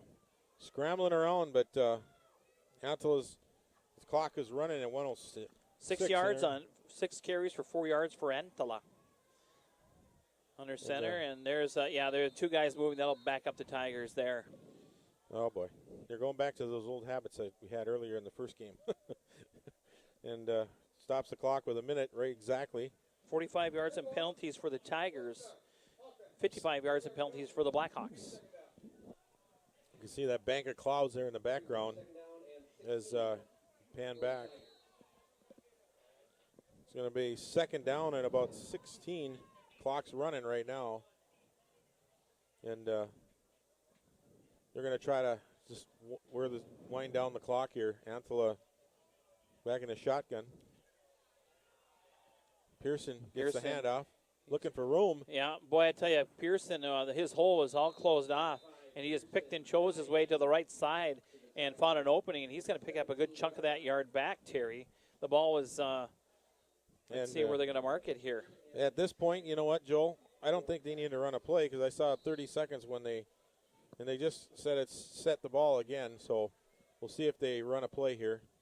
135 yards now. For Pearson? For Pearson, yep.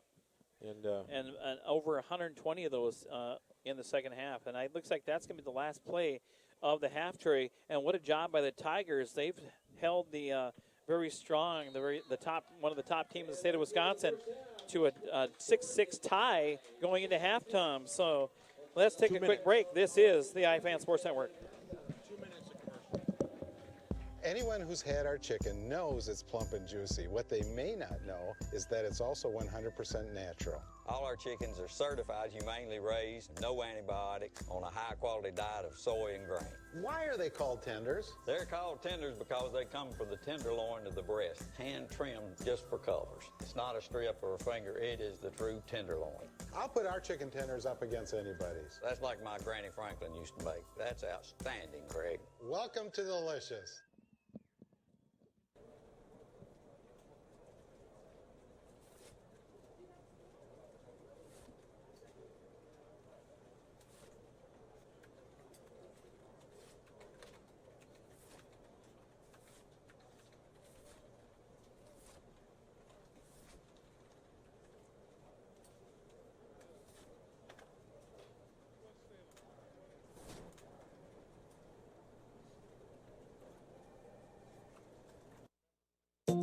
The composite industry, it's explosive right now. We just simply can't keep up with the industry demands for people.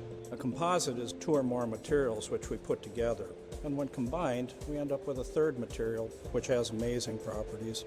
Here at WITC, we're training our students to work many different industries: airplanes, boats, cars, trains, automobiles, canoes. You can really be creative with this material and what it can actually produce.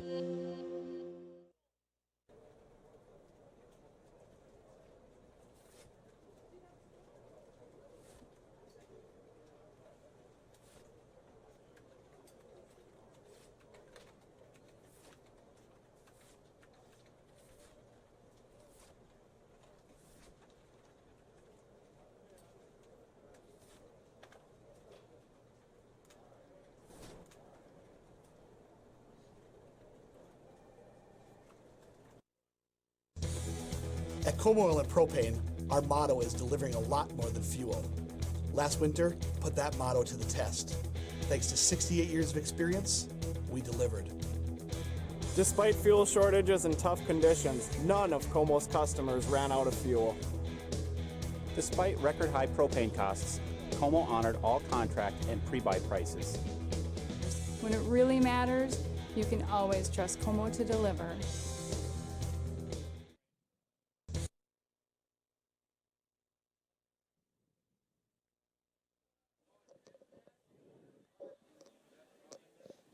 Testing, and we're back. We're back and with a halftime interview with our very new and very exciting. No, it's not Nathan Johnson who's pointing at the camera right now. It was not Nathan. Nathan's out at Eau Claire University, but former Northwestern Tigers senior last year on the cross country team. An all-around great kid. And speaking of great kids, I have the new principal of Northwestern High School from West Salem to Northwestern, Mr. Mark Carlson. Mark Carlson, how are you doing? I'm good. Well, thanks for referring to me as a kid. Thank you. Thank you. Well, we had the pleasure of meeting a couple weeks ago, and I like your enthusiasm.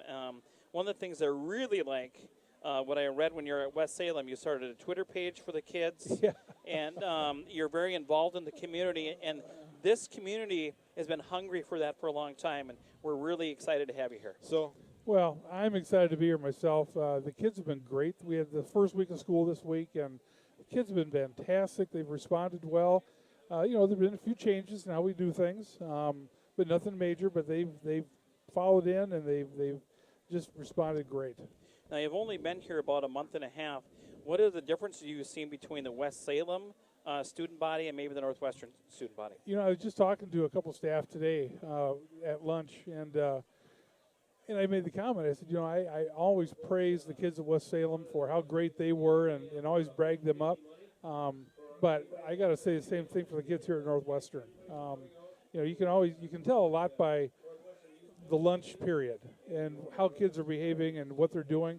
And my gosh, our kids are in there. They're just sitting, they're eating lunch, doing what they're supposed to do, just being responsible, great kids. It's just, it's amazing. They're amazing kids. Now, the West Salem is in the southwestern part of Wisconsin, is it not? Or the Down central by La western? Crosse. Yeah, it's right next to La Crosse. So the difference between that is that a rural type of a setting? Is it similar to the Northwestern School District? Historically, it used to be, but it's really become more suburban. It's a bedroom community to La Crosse. Okay. And La Crosse is a great community, a great college community. You got Vertebo down there. You got UW La Crosse and WIT, or is there a WITC down there? Well, it's Western Tech. Okay. Western Tech College. Yeah. Okay. So, Mark Carlson. Yeah. What are some of the things we don't know that much about you? Tell me about you and your family, and where your background. I've got a wonderful wife, Jeanette. We've been married 24 years. 24 years coming up this December. I have 2 kids. Asher, who's a sophomore at UMD this year. Anna is a junior in high school. Just due to some of the programs my daughter's involved in academically, she's got some great opportunities with a health science consortium that involves Gunderson Lutheran and the Turbo and UWL and Mayo Clinic, where she's involved in a 3-hour program a day, taking classes. So, we made the decision for her to stay down there and my wife to finish up with that. And then once that gets finished, we'll all be moving up here. So you got the boys living up here and the girls living down there. That's right. My son, when this first became a reality, coming to Northwestern, my son's first reaction was, he said, Dad, I went to college 4 hours away for a reason. and now you moved up to be close to him. Yeah, well, that was the whole point. He says, and Yeah. now you're coming up here. But then he thought about it. I think he realized that he might get a few free dinners out of the deal. Oh, so I there think you he's go. thinking it might be okay to have Dad close by. My daughter is going to school locally. We live in Iron Cheese River because we're Packer fans Okay. out there. All right. Otherwise known as Tin Creek. Yeah. But my daughter, Finlander she humor. didn't move too far away. She moved to, she's at St. Scholastica this Okay. year. So today she called and she wanted to have lunch, and I agreed to that. Mhm. So, Mhm. but this isn't about me. I almost said Coach Carlson, but Well, that's Mark, fine. I used to coach. what I did used you to coach coach? football and wrestling. Oh, did you really? Yeah. West Salem have a Back great in the wrestling day. program. It was down for a while, but the last couple of years they've done really well. They've done well in the conference and got a couple kids down to state. So the wrestling program is up and coming. It sounds very similar to Northwestern. It was Northwestern used to have a phenomenal wrestling program, but they've done a good job with the current coaching staff, and they've managed to get a kid or two to go to state. Excellent. It seems like every couple years or something, doesn't it, Terry? And what can you tell us about the West Salem program down there for football you talked about? That was pretty tough from what I've seen from observing from a distance. They've historically been good. Yeah. They've got a state championship, a couple runners up back in the early 2000s. A little bit of a change. The WIAA moved West Salem into the MVC, and that's with the La Crosse schools and Holman and Onalaska. Those are bigger A schools. lot bigger schools, and we fought that a little bit down there. And last year was the first year West Salem was in that conference.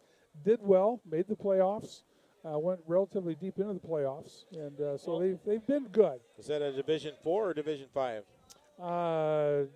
Division 3, I believe. Okay, Yeah. Division They're 3. Division okay. 3, but a lot of the schools you were just talking about, We're those are Division Division 2. two. Yeah, Yep. absolutely. Yep. And So- very talented Division 2. I know Yeah. Onalaska, Holman, the La Crosse schools, traditionally very good. Is that Sparta's in that? Sparta's as in well? there, Toma, yeah. Aquinas. Well, it's good to beat up on Toma every now and then. Yeah. Yeah. In fact, I think they're playing them tonight. Yeah. I think I talked to my daughter, and that's where she was headed. So, but I'm excited about Northwestern football. I've heard good things, and what a beautiful facility. Yep. And I've heard nothing but good things about the community and the support the community gives the programs, and I think this, as well as the school itself, is just amazing. And I told the kids in some assemblies earlier today, the first thing I told them was they can be very proud and should take great care of our facilities, and realizing that the community, their parents, paid for all this, and it's to give them the best, and it should really mean something to them to know they've got that support for their education. Mark, that's good to hear. It's good to hear that you're working on the kids to recognize. And one of the things that people like myself, Terry, Mike Granlund, some of the people that are involved in this type of situation, helping to bring these games, mostly for Northwestern fans, though we do have people that, in fact, we had a battleship watching in the Indian Ocean one time, and that was kind of exciting, and they watched as much as they could, but they couldn't reveal where they were located. But we did find that information out a little bit later, but it gives them a sense of home when they're able to watch a football game. And so, but now, Mark, you've got some ideas. You and the new superintendent, Marcia. Dr. Sarah Croney. Dr. Sarah Croney. Yeah. She was just behind you, make motion. Was she making faces? She was making nice faces, by the way. But anyway, what are some of the things that you foresee that you bring to the table that could help the students in the district here? Well, my philosophy coming in is I really want to spend this year learning what has been going on here, getting a little bit of the history of things, listening to the staff, listening to the kids, and listening to the parents. I plan on doing some things to get to meet the parents and just hear what their hopes and dreams are for the district and for their kids. And so I really look at this first year as really learning, and then turning things in that direction of where we want to go as a school. So, I've got some background. I've been doing this for quite a while. Got some experience in different things, but I'm not one to come in and say this is what we're going to do. It's got to be it's got to be a team effort. Exactly. If we're here at a football game, it's just like in a football team. It's got to be a team effort. Everyone's got to have a buy-in, but they all have to have a part. So that's my approach, and that's what I'm going to be doing. And there's a few things. I met with some committees over the summer and gave a little input onto it. But they're doing such a great job already with different things. I just want to contribute my part. One of the things I really like, we interviewed Dr. Croney last night, Sarah Croney, and during the volleyball game last night, and it's similar, your approach. Talk about leaders, the leadership leading, getting elbows deep, digging in there, and they don't have this superior presence where they're lording over everyone. But we're a community. We're shoulder to shoulder. We're helping each other, and that was really cool to hear. And this is on the World Wide Web. iFan is also it's archived. So if your beautiful wife of 24 years wants to listen to this later on tonight, this will be archived. And I talked to her on the phone before the game, and I told her what the web address was, ifan.tv, and tried to get her to tune in and watch it. Well, if she's watching you, you should probably say hello to her. Yep. Hey, Jeanette, I love you. I'll be home later on tonight. Well, Mark, appreciate all your help last week trying to get us going. We had some technical difficulty, and you were really championing our cause, and we really appreciate it. It's been a pleasure getting to know you. And thank you. And we'll be seeing you down the road. Sounds good. Sounds good. Thanks for all you do in supporting our school and our teams. This is great to give people the opportunity to tune in if they can't come to the games, particularly the road games and things like that. So thank you. Thanks, you. Mark. All right. Thanks, Mark, for coming up here. Thank you. All right. And we'll get back and run a couple commercials here on the iFan Sports Network before we start the second half kickoff here on the ifan.tv. At Como Oil and Propane, our motto is delivering a lot more than fuel. Last winter, put that motto to the test. Thanks to 68 years of experience, we delivered. Despite fuel shortages and tough conditions, none of Como's customers ran out of fuel. Despite record high propane costs, Como honored all contract and pre-buy prices. When it really matters, you can always trust Como to deliver.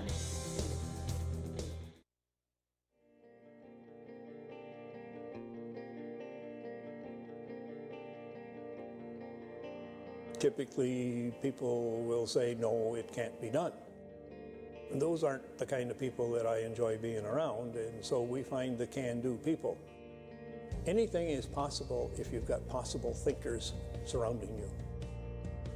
Generally, Pete's ideas turn into an opportunity for both of us. Pete is fun. He's not only a visionary entrepreneur, but I was able to see him invest in his people. GPM was started back in 1978, so that means 36 years of good fun.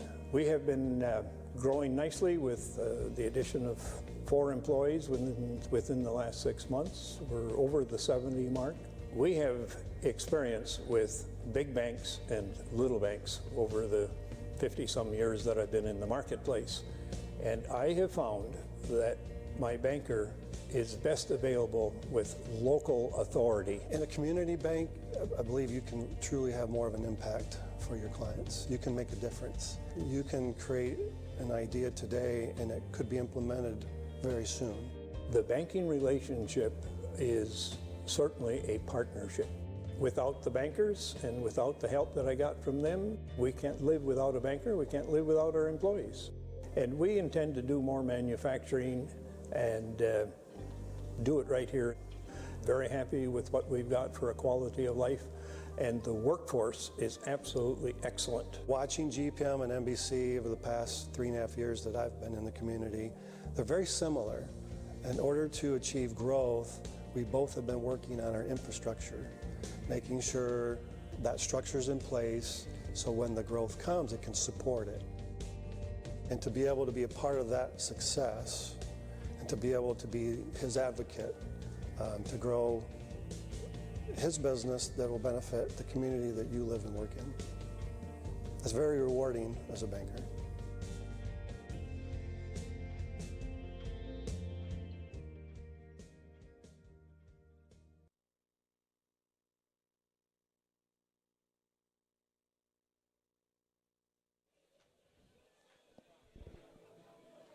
We're back here on the iFan Sports Network, and we just want to make sure and talk about our sponsors. The University of Wisconsin Superior, with a 17-to-1 student-to-teacher ratio, small class sizes make for the best possible learning environment with over 35 majors. Check out University of Wisconsin Superior and discover what a successful future you can have by teaming up with UWS. Thanks to UWS for supporting the area youth, high school, and college athletes while providing an outstanding education experience. Check them out at uwsuper.edu. We also want to make sure and thank Wisconsin Indian and Technical College in Superior. Is very fortunate to have the number 4 technical college in the nation. Hundreds of vocational schools are judged, and the Wisconsin Indian and Technical College located in Superior was credited with being one of the finest in the United States. Pretty impressive. Check out what they have to offer for you in your future with 2-year degrees in auto mechanics, healthcare fields, welding, and other vocational subjects.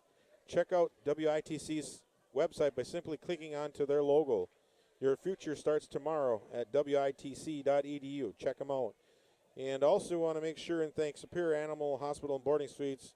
Incredible people with a deal for animal hospital and boarding care. One of the goals is to deliver the highest quality veterinary services in a compassionate environment. Doctors, staffs are high professional, compassionate, and skilled in taking care of Fido or Fluffing. Give them a call at 392-6211, located at 36 East 2nd Street across from the Golden Inn. Thanks you to Dr. Bob McClellan for community service and supporting IFAN. And also want to make sure again and thank Haniel and Hallam, Superior Meats, Keyport Restaurant, Benson Electric, Superior Water, Light and Power, Grizzlies, American Family Insurance Agency, Lori Ronke and Nick Corhernan, MediQuest Insurance's Dan Conrad for different needs for the elderly folks, Poplar Hardware Hank, National Bank of Commerce, Holden Insurance and Erie Insurance, Dr. Robert Bukowski, Dennis, Lakehead Constructors, Barker's Island Inn, University of Wisconsin Superior, Culver's, Chemist Oil and Tire, and of course Culver's and Superior Animal Hospital. So Joel, trying to get some student body action going. Well, there. Terry, we had on the student body, but I see you turn it to the cheerleaders. Yeah, I had it on the cheerleaders, and we haven't covered them tonight. And those cheerleaders are Brecken Evanson, Katara Johnson, Jenna Kikep, Alicia Mashad, Justin Moss, Galen Nelson, and the managers Rachel Monavon and Katie Taylor, or the captains, I'm sorry. Captains Rachel Monavon and Katie Taylor, and the coaches Katie Thompson. Coaches, assistant coaches for David Crail are Bob Coleman, Cody Fetchicotter, Travis Ballas, Pete Lawton, Kyle Polzine, and Grady Radabaugh. And the Tigers are getting set to kick it off here. So, and of course, the coach, John Post for Postal. Postal, okay, it says Post. John Post. Oh, John Post, excuse me, Terry. Jay And there's a Dockel kickoff, and it's a long end render, and that's going to be received at the 17-yard line, and up and running is number 41. He's crossed the 35-40, upended, and finally tripped up at the 45-yard line. And what a beautiful run as a Coke comes towards me from nowhere. And thank you so much for that Coca-Cola. And a beautiful run by number 41, and that is Cullen Bungarts with a nice right run. You start off the score 6-6 here in the second half. And Bloomer's got the edge with the ball first, Joel. And I think this is one of those games, like that Ashland game, whoever's got that ball last could very well be the It certainly control. looks like it's turning into that right now. Yep. But what a return. And there's Costner with a keeper. And he's going to lunge forward for 4 yards. And Costner seems to be their go-to guy. Nice blocking up front by number 70. And also number 71 for the Ordakers. Number 70 is Aaron Prill. And 71 is Ryan Ratcliffe. They're going to mark it at the 47, give him 3 on that play, Joel. Let's give him 3. And that'll put him at 140 yards rushing on the night for Costner. 11-28. Unofficially, of course. Costner with another keeper, and he bowls forward. He's going to pick up 3 to 4 more yards, and tackled there by number 7, Noah Antela, helped up by Mr. Prill of the Blackhawks. It's at a 3rd down and 3 to go at the Tigers 48 now. Tight on there, Noah Antela again with the tackle. They're running that power eye and double tight. Well, Terry, they're in Tiger territory, and this is a key drive. Oh, my, we have movement by we the... had movement. Yeah. It's going to go back 5 yards. Yeah, that would have been the quick tackle on that. Kind of move forward, and that'll back them up 5, and that is now. One of the other guys I wanted to mention on the sidelines, Joel, I don't know if you knew this. Josh Antela is also one of the volunteers helping on the sidelines. His brother Jared, their quarterback, in as well, and his little nephew Noah Antela. So that is the 7th penalty by the Blackhawks. Excuse me. 3rd and 8. 3rd and 8 yards to go. Terry, 10:48 to go in the 3rd quarter, and Costner back to pass. Rolls out to his right and picked off. Number 13, Nick Johnson, and let's get a replay of that, Mr. Jameson Armstrong. Boy, he read that all the way, Terry. That was absolutely amazing. Yeah, he saw he was scrambling back there and looking around, and he jumped the route. He certainly did. And you know, I was kind of chiding him a little bit in the first half, and he went for the interception earlier and created a huge 1st and goal for the Blackhawks, which the Blackhawks end up fumbling on that. But here he comes up huge, Nick Johnson, the senior. You realize, safety. Joel, if he would have stayed his feet, he had a touchdown. Nothing but green in front of him. Yep. First interception on the year for Mr. Nick Johnson. It comes at a great time, and they're in Blackhawk territory on the 44-yard line. 1st and 10. Long count by the Tigers. Jared Antler kicks into Pearson. Pearson goes to the outside. A nice fake. Cuts them against the grain across the 40 to the 39, and that's a 5-yard gain by Nate Pearson. He's using that edge. I'm not sure if he could have cut it up there, but he had some running room on the inside with the blocks. Colton Decker knocks him out of bounds. That's his 2nd tackle of the football game. Pearson just refuses to go down, Joel. When he goes 135 yards, he and Jared the Antela quarterback, with a keeper. and Antela with a keeper, and he's going to have a great amount of yards. You know, that Ashland game, it looked a little tentative when he ran the ball, but this time he ran right at the heart of the defense, and I think he's learned he's got to be tough, and he certainly looked tough on that run. He got it up to the 35-yard line. He saw a seam and nobody in front of him, so he kept it. That's where the quarterback's reading it. And good run by Antela. And the way that Pearson is running, and there's Pearson on another run, and he's going to have a 1st down, Terry, as he twists, turns, and burns for a 1st down. Yeah, they're moving the chains. It's going to be at the 32-yard line. So 1st down, Nate Pearson. Nice run. It's deceiving when he gets up there, Joel. He just weaves his way through. 15 carries for 135 yards in the first half, and in the second, 131 yards. In the second half, he's got 7 yards. And there's a pass out to number 13, and that's Johnson, and Johnson's going to run for a first down.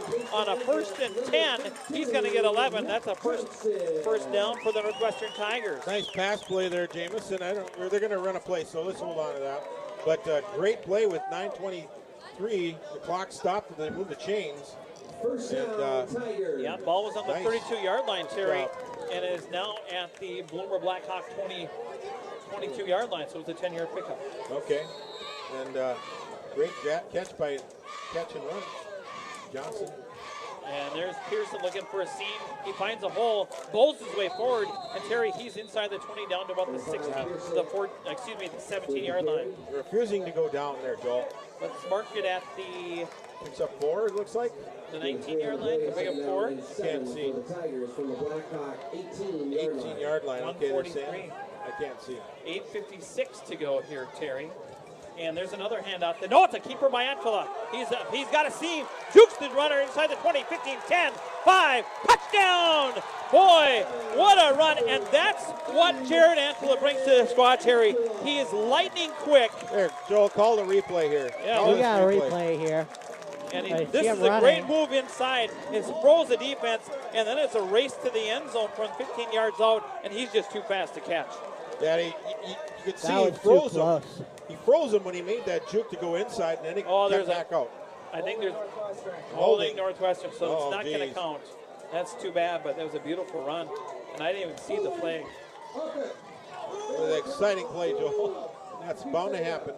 So bring up second down here. And that's going to back him up. 2nd and 12 now instead. 8:45 on the clock.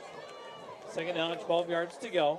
And Antela back to pass. Antela throws one and nearly caught by a diving number 81, just Tyler Little.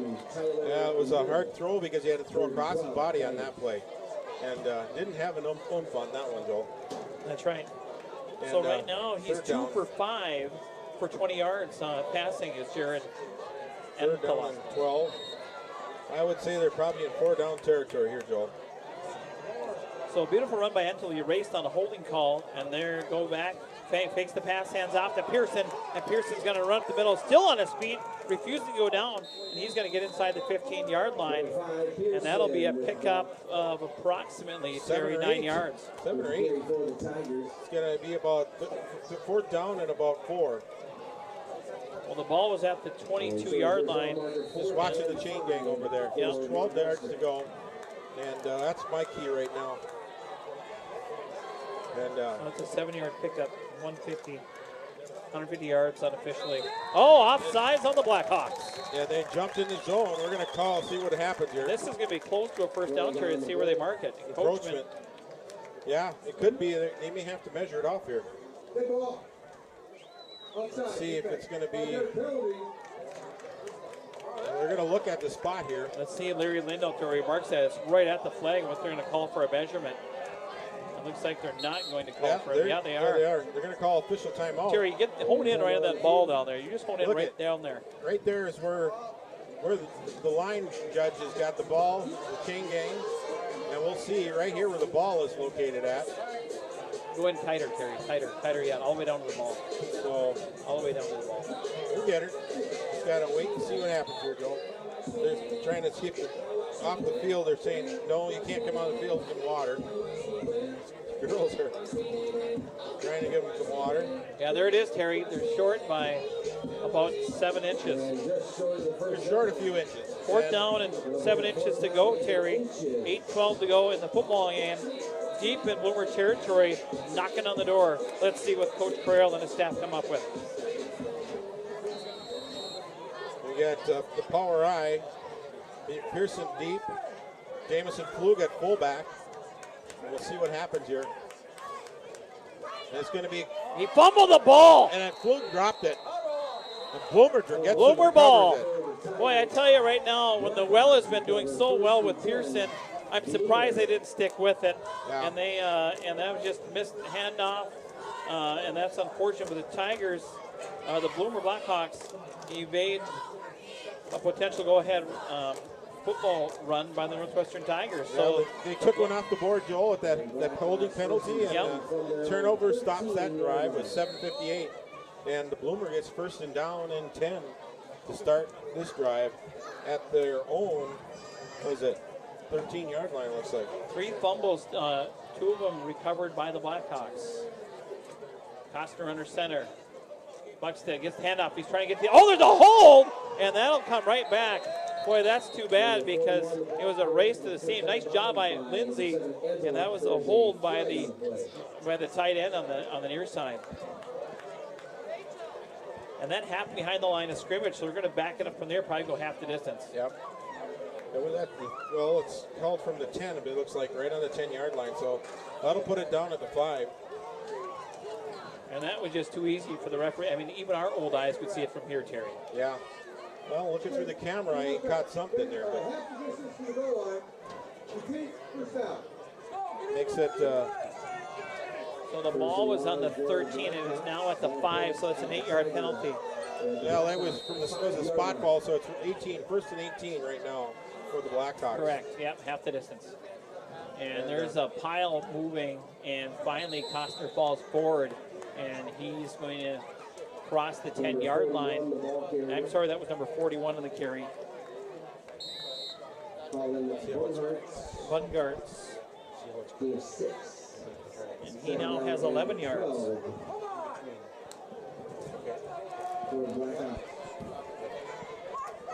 going to be a second down and 12 or 11. 12 yards to go at the 11. 6 carries for 11 yards for Bungartz. And there's Costner back to pass. He leans to his right. He's got his receiver, and he catches it, and he jukes the defender over another defender still on his feet, number 12, and he's going to have a first down, Preston Ballenkamp, and let's have a replay on Preston Ballenkamp's catch and run.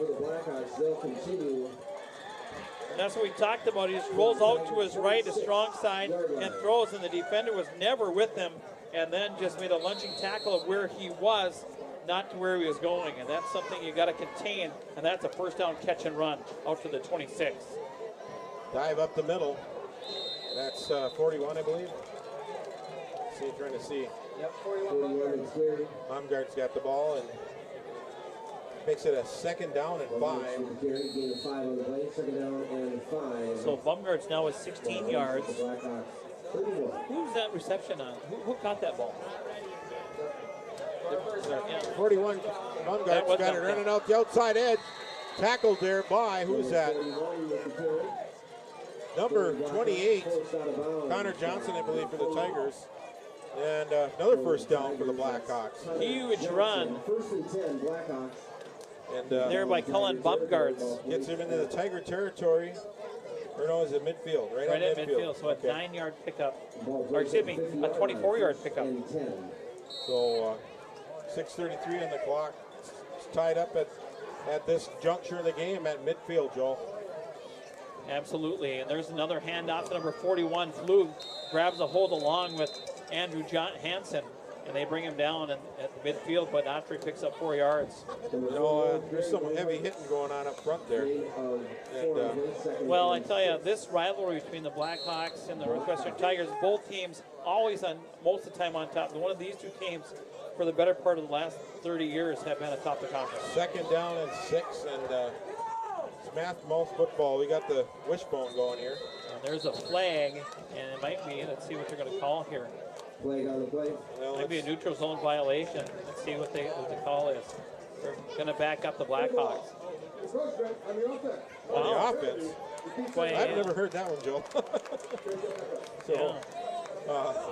Not sure what happened there. We haven't got any other scores at all tonight, do we, Joe? No, not yet. We're waiting. And kind of in the zone where I know Superior's got that big game down in Hudson. I'm kind of interested to see what happened down there. And there's a run. That was Costner on the keeper, and he's going to get about a yard. And they'll bring up 3rd and 10, Terry. Back to the line of scrimmage where midfield stripe. Just over the midfield stripe. Well, Costner had the big long run in the first quarter. 5:35. A 70-yard run, Terry, and 71-yard run, and that was half of his yards. Right now he's at 145. but 71 of those came in one carry early in the first quarter. Back to passes Costner. He throws a jump pass and caught for a first down. Defense never knew where he was. Yeah, and that's Connor Johnson, I think, number 28 on that cut over there.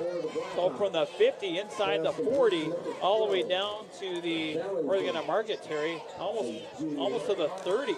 So that's a 19-yard pass play. But the kick at the 31, Joel. Who was that? Did we get a replay on it? That was, I believe that was number 12. No, that's too late. Number 12 got that one, Joel. So there's a handoff. Nope. Second guy dives forward for a few, about 3-4. Number 41 again. Give him 3 on that one, Joel. 454 counting. 48 yards now rushing for Mr. Bumgard. 2nd and 7 at the 31 is where they started, 31.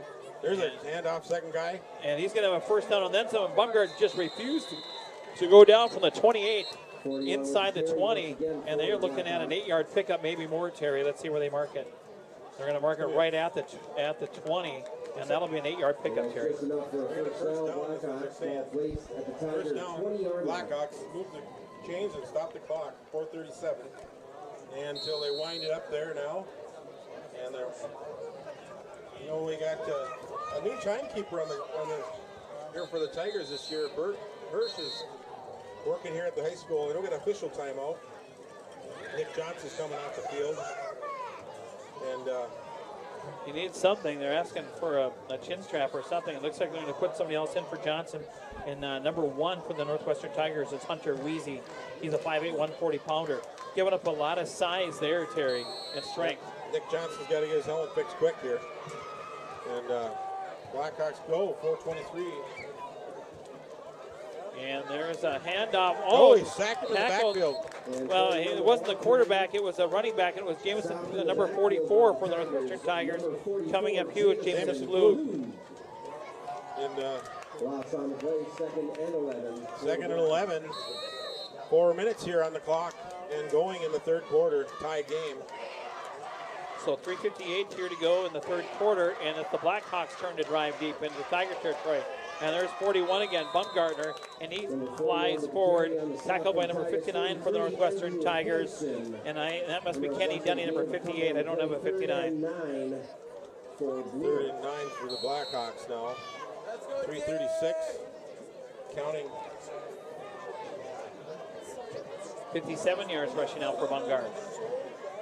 So 6-6, Terry. This is Smashmouth football. Both teams vying to take the lead here. And Second there's a man huge too. run there, and that's going to be close to a first down as Bumgard just takes it straight ahead, hand up. The surge on the offensive line just creates a big hole for him. It'll be a 4th down and about 2. Looking at the chain sticks over there, Joe. So Tigers got to stiffen up here. It's quarterback keeper. And he's going to, I think, come up a little bit short by the looks of it. Well, I don't know. This is going to be interesting. Depends on the spot. They're going to 4th and 2. Just outside the 10 is where I see the nearer side official. And I'm not sure where the chains are. So looks like we're going to see where they spot the ball and where do they put it down. I think there's going to be a measurement here, I'll bet you, Joe. I can't see where it is. So they're going to call an official measurement. While they measure, we watch this, Joel, I want to again mention our sponsors, National Bank of Commerce, Holden Insurance and Erie Insurance Agency, Dr. Robert Bukowski, Lake Head Constructors, Barker's Island Inn, Benson Electric, Superior Water, Light and Power, Grizzlies, and they held them. And also, we want to make sure, and our guy right here, Joel Graff, Terry Toyota. Experience the difference. With If Joel a new Graff. car is your goal, go see Joel. Yeah. MetaQuest Insurance, Dan Conrad, Popper Hardware Hank. And Tigers get it over and turn over on downs right there. Down at their own 11-yard line. I tell you, Terry, the Blackhawks came with a big play defense. They stripped the ball. And when the Tigers are driving deep, and now the Tiger defense comes up huge and stops them on downs. This is smash mouth football both ways, Joe. Hand off to Pearson. Pearson's just going to bowl his way forward. He's going to pick up 3 and be satisfied with that. Yep. And really, they're just working the defensive line. Yep. And switching off. Nick Johnson comes back into the game, and that's number 43, Hansen, that comes out for the Tigers. Andrew Hansen, the sophomore.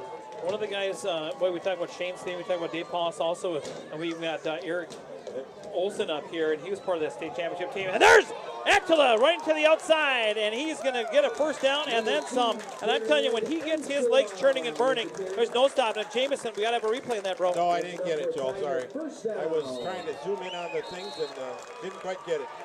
So looks like we got somebody hurt. Is that Antela? Got a leg cramp. Let's see.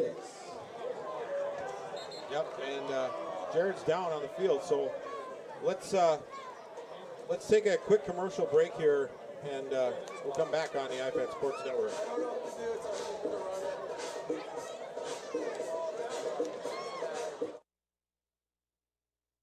Have you figured out Medicare yet? Do you wonder how the Affordable Care Act will affect your benefits? Let us help you get moving in the right direction. We'll explain the A, B, C's, and D's of Medicare one letter at a time. Call me to find a free scheduled educational workshop in your area. 888-880-5505 or on the web at www.mediquest.com.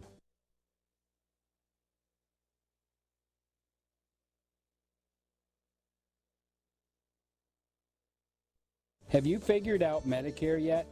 Do you wonder how the Affordable Care Act will affect your benefits? Let us help you get moving in the right direction. We'll explain the A, B, C's, and D's of Medicare one letter at a time. Call me to find a free scheduled educational workshop in your area. 888-880-5505 or on the web at www.mediquest.com. Pearson cuts it up the middle and gains about 4 or 5 yards. And Michael Lindsay's in that quarterback, number 6. And that was Jared Ansela down on the ground. What'd you say there? Looks like he's got a cramp.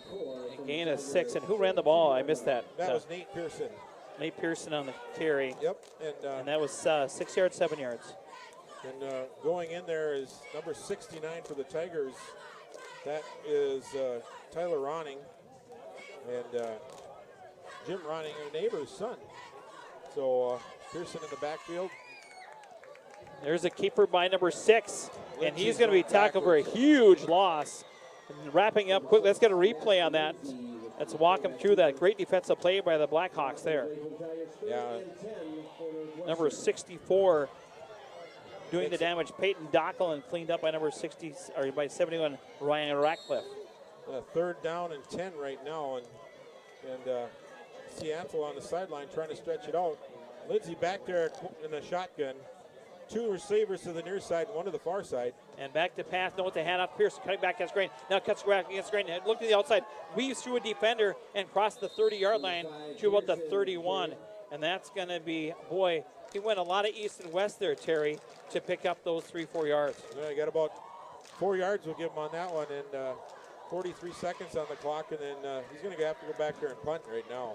Absolutely. Back deep will be number 15, Costner, the quarterback. So Nate Pearson doing everything he can, but boy, what a difference one player can make, Terry, for this Northwestern squad. Yep. Phenomenal athlete. And Pearson makes a cut. That's a spiraling ender. It's going to hit about the 31-yard line, picked up by Costner. Costner dekes the first defender, gets through, and then finally upended by number... Trying to see who that is. Number 7, Noah Antela. Noah Antela gets up slow there on that play. Coming up at the break here, we're going to keep it right here. We're going to get Eric Olson mic'd up and talk about the Pony League fundraiser meal. All right, that sounds good. And 13 seconds on the clock, so they get a chance to run one play here. And we have a timeout by the Northwestern Tigers. Huge timeout here. Let's take a quick commercial break. We'll be right back on the iFan Sports Network. Anyone who's had our chicken knows it's plump and juicy. What they may not know is that it's also 100% natural. All our chickens are certified, humanely raised, no antibiotics, on a high-quality diet of soy and grain. Why are they called tenders? They're called tenders because they come from the tenderloin of the breast, hand-trimmed just for colors. It's not a strip or a finger, it is the true tenderloin. I'll put our chicken tenders up against anybody's. That's like my Granny Franklin used to make. That's outstanding, Craig. Welcome to Delicious. Where are they? Cheerleaders. Yeah, we're back here. We got cheerleaders out there right now, and you can see. Did you by any chance catch who the Tiger is now this year, Joe? I know there's trial. I know the guy right behind you, Jamison Armstrong, was trying out for the cheerleader, and Eric Olson, welcome up into the booth here. And Thank you. Ship in. Eric's been involved with youth football for a long time. Eric, what's new in youth football? Well, we had our spaghetti feed tonight, and turned out we'd like to thank everybody that joined us and enjoyed some good spaghetti. Fed almost nearly 300 people, and the money goes towards our youth football program and a scholarship program that we're establishing for these players. Excellent. So it gives an opportunity to continue their education even after high school football. And there's a nice run there by number 41, Bumgard. I tell you, the Bumgard kid has gotten a lot of carries second half, Cheeks. What do you Absolutely, and Northwestern's playing a great game right now. Yeah, it's going to be the quarter break, so we'll keep it right here. And yeah, so you had over 300 people? And yeah, just nearly 300 people come and enjoy the dinner, and great chance to talk and meet with a lot of people. And it's a great start for our program. We got a good head start from Richard and Nancy Budish, who donated a large sum of money to the scholarship program, got us started there.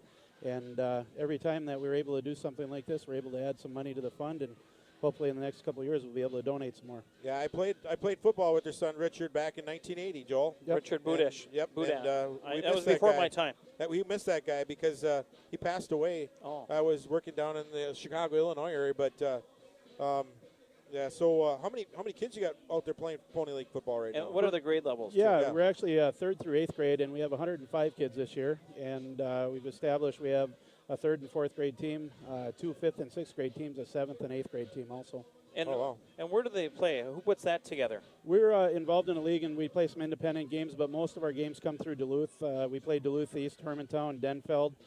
In the past, we played Ashland, depending on how our schedule falls, and we were just down in Shell Lake a couple days ago, and had a good outcome there, and we'll continue to pick up more teams as we move along. And something new, I think you've done at least 2 years, if I'm correct on this, but a team from Shakopee comes up, plays at Public School Stadium in Duluth, Minnesota. Yep, we put on somewhat of a tournament over a weekend there, and it's great competition. You get a chance to see offense and defense that you normally don't see. And under a nice stadium in Duluth, under the lights. Absolutely beautiful. Yeah, and the Blackhawks get second for the fourth quarter here, Joel. Well, Cheeks, a little while ago, as Koster's going to keep it on a carry, somebody's got his jersey, and that's number 81, the first-year player, junior, and that's Tyler Little. This kid's quite an athlete. He's 6'4". Kid goes elbows deep when he dunks it. He's got some great hops. But we were talking about Northwestern, Bloomer, in the last 30 years have long been atop the conference. What's your recollection of the games between Bloomer? Absolutely. It's always been a fantastic combination. Both bring good styles of football and a great game to watch. It's always been a very competitive game between Northwestern and Bloomer, and it will continue to be that way. And it's good to have teams. Bloomer's been atop the conference for at least 3 to 4 years now. Koster back to pass. It's a high pass and just too deep. And a nice job by Lindsay tracking that. Or is that number 28? Is that Lindsay there? That's Connor Johnson right there. Connor Joe. Johnson. So it's going to be 4th down and about 7. They got a punt. You're standing behind us with the heat-seeking missile. Yeah, one of our favorite plays. Do you remember the play when Absolutely. Coach Lee? Nobody will ever forget it. What happened there? That was down at Black River Falls, wasn't it? Yep. They've took care of a whole kick return team on that, and that'll never be forgotten. Yeah, and I think he knocked himself out at the same time. Yes. Yep. So, block punt. Tigers get in there, and it's caught by number 20, and he's going to return it to the 40 and finally tackle from behind. Boy, if the Tigers needed a big play, that's it right there. Yeah. Great job. You better stay up here right now, Eric. Eric, I got to ask you, I didn't play football at Northwestern, moved out here my senior year, but I became friends with the kid down the street. That kid is your brother, older brother Norman Olson. And, boy, what a character. We had some pretty silly times back in the day. What's going on with Norm? Is he down? He's from Alaska. Is he still down here? Yeah, he was actually back visiting for a month of July, and he's back in Alaska now. Lives up there full time and is enjoying his time up there. And I know your dad and Gloria have been part of the community, a longtime booster contributors, and I think your dad was a booster president for quite a while as well. Yeah, he was, and he actually started the youth football program out here 40 years ago. He's the one that got it all started and carried through with it. Kind of died out there for a little while, but now we've got it back strong and hope to continue to be able to do that. Very good. Now, when you played, Cheeks, it was the press box, the small press box across the way. Correct. Yep. And it got to be a pretty muddy field. Yep. We it's nice to see the turf here, especially with the type of weather that we're bound to have coming up here in the near future. But what we'd be looking at back, what we would say in the day, was a grass field with a large knoll in the middle of it, and it got pretty beat down throughout the year. But we've been able to come in here and play on turf now, which is great. And there's a handoff. And you can see the Antela kid. Of course, you play with Jeff Antela. It's his son that's at quarterback right now, but he's out injured, I think. And they have the backup quarterback in there. And a little miscommunication.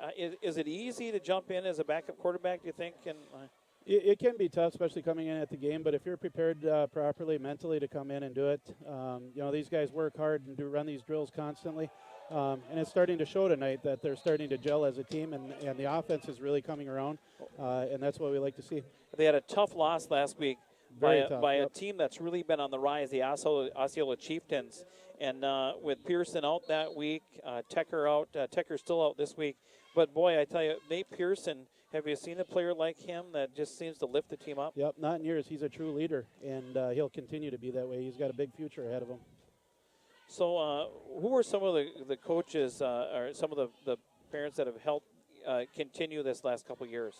We've been in able the youth league. Yeah, we've actually, in total, I think last count that I had was 28 coaches that we have come out on a nightly basis to help coach these kids. That's awesome. Yep, it's fantastic, and it shows their willingness to come out and work. And we've got Shane Sedin and numerous other people that are on the board that help contribute to it. Corey Holsclaw, Eric Trott, Dan Horst, Steve Brill, and the Ogren family. Everybody's out there working every night with them. And it's 5-6 nights a week, but we love doing it. It's great to see those kids progress, and we look forward to the fact that at some time in the near future, they're going to be out here on a Friday night playing too. And that's the reward from all those years of coaching as well. There's a flag on the late side, far side there. But, boy, that's quite a pedigree. Some of those guys you talked about have been all-state. Of course, Greg played for South Shore Cardinals, Greg Ogren, and later played for UMD Bulldogs. And, like Dan Horst, Corey Holsclaw, yourself, Shane Sedin played Division 2, or they Division 1. He was Division 2 when he was there, but part of a national championship with North Dakota State University. And Eric's brother Norman was our quarterback when Jimmy Antela broke his hand in 1980 as well. Yep. He finished. Well, we were the season. talking about the coaching pedigree here in the youth program. Those guys have some great experience that they lend to these kids. Absolutely, they have a lot to bring just through playing experience and knowledge. And the youth football program itself isn't just about teaching football. One of our big factors is the fact that we're teaching life lessons and the fact of accountability and responsibility and being an overall good person. It opens up a lot of doors for us, a lot of the youth that want to come out and play some football, but there's a lot else to be learned.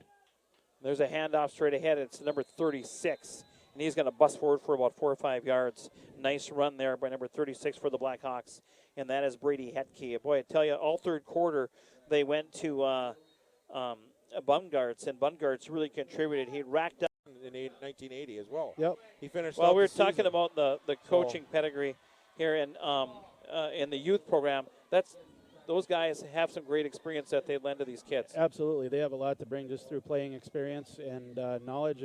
And the youth football program itself isn't just about teaching football. One of our big factors is the fact that we're teaching life lessons and the fact of accountability and responsibility and being an overall good person.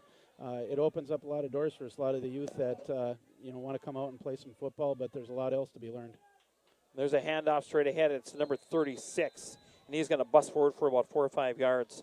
Nice run there by number 36 for the Blackhawks, and that is Brady Hetke. Boy, I tell you, all third quarter they went to Bumgarts, and Bumgarts really contributed. He racked up, he had 11 yards going into that quarter. He finished with 51 yards in that quarter alone. He was a workhorse. But those guys are all successful. All the guys you talked about, they were great high school football players, and their life lessons have help them become successful parents and people in the community. Absolutely. Makes it a third down there now, Joel, and about one or two there, it looks like. Yeah, that was a good carry. He just rolled the defender as he was trying to tackle him. Watching the box in the background, that's about 3 yards they got to go for a first down. And they're going quick huddle, power eye, double tight. Yeah, double tight. That's what they do. Blackhawks, for all I can remember, it's always been that type of football, winning it in the trenches. A big push in the line. And that's just Straight what we up talked power about. blocking. Yep. And that's going to be close to a first down. They haven't moved it. Trying to see where the spot is. That was the quarterback once again on the keeper, and he is now at 155 yards rushing unofficially on the night. And the Blackhawks are going to call timeout. Terry, we should probably thank some of our sponsors. Let's take a one commercial break there, Jameson. Thanks, bro.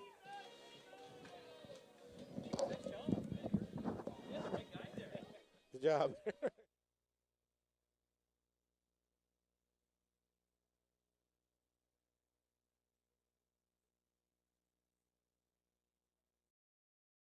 Standing, Craig.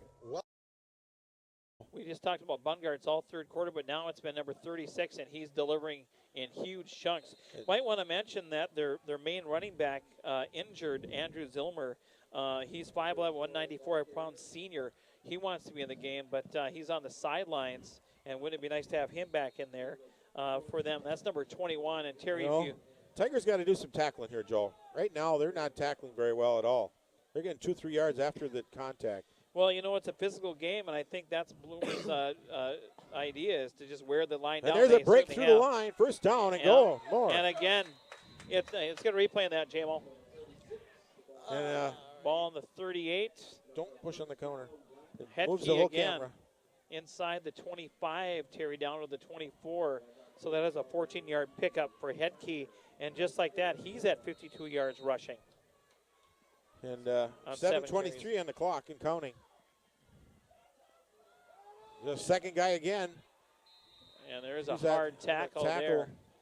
That's 44, Jamison Flug again. But they're getting him 3-4 yards down the field, and he gets about 4 yards there, Joel. That's nearly 5 yards, Terry, and that's unofficially 57 yards for Headkey. 2nd and 6 with 7 minutes on the clock and counting. 2nd and 5, Terry. Look at the scoreboard. Nah, the scoreboard's not right. I look at the box. Bert Hirsch is younger than us. We could yell at him. And it's okay. I look at the box over on the other side. And there's Headkey again. And Headkey's still going. Moving.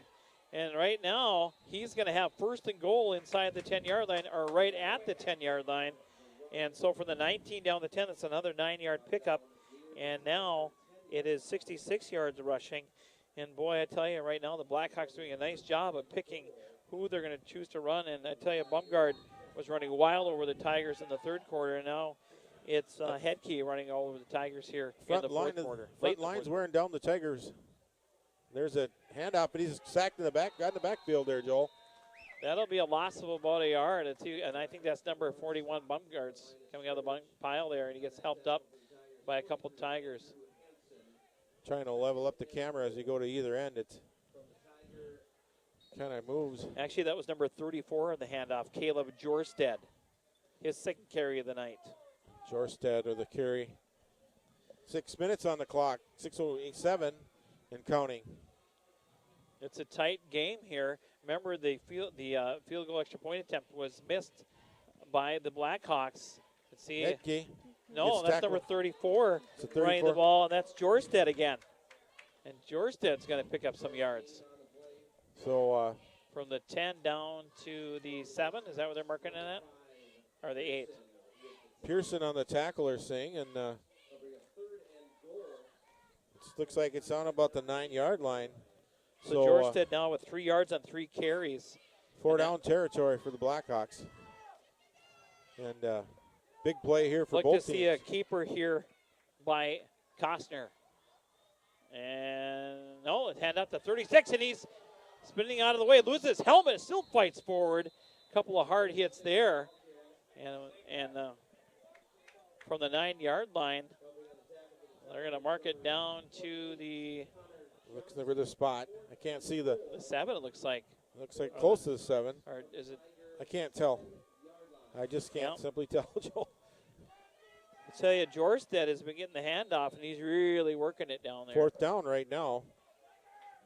Running into play is number 84 for the Blackhawks. 84 is Noah Lane. They've targeted him twice tonight for a pass. 6'1", 156-pound junior. Joel, I'm going to say it right now. Watch for something to the outside right now. They've been hammering that middle a lot. The end's got to stay uncontained right now. That's all I'm saying. So either we're going to see a counter here, or we're going to see a roll out to the right, looking for the backer coming on the backfield for a pass, and then we're going to have a. What do we got? Timeout by the Blackhawks. So let's take a break here on the iFan Sports Network.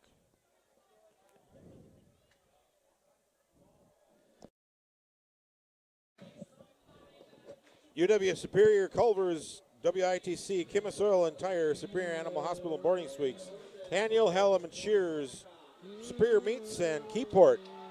Good sponsors of the iFan Sports Network here, Joel, as we get this big play. Yes, they are, Terry. Remember, we're going to have a roll-up by Costner. They're looking for a running back out of the backfield, and that's what we have. Back to pass. He throws it, and oh, my goodness. I don't know if it's picked off.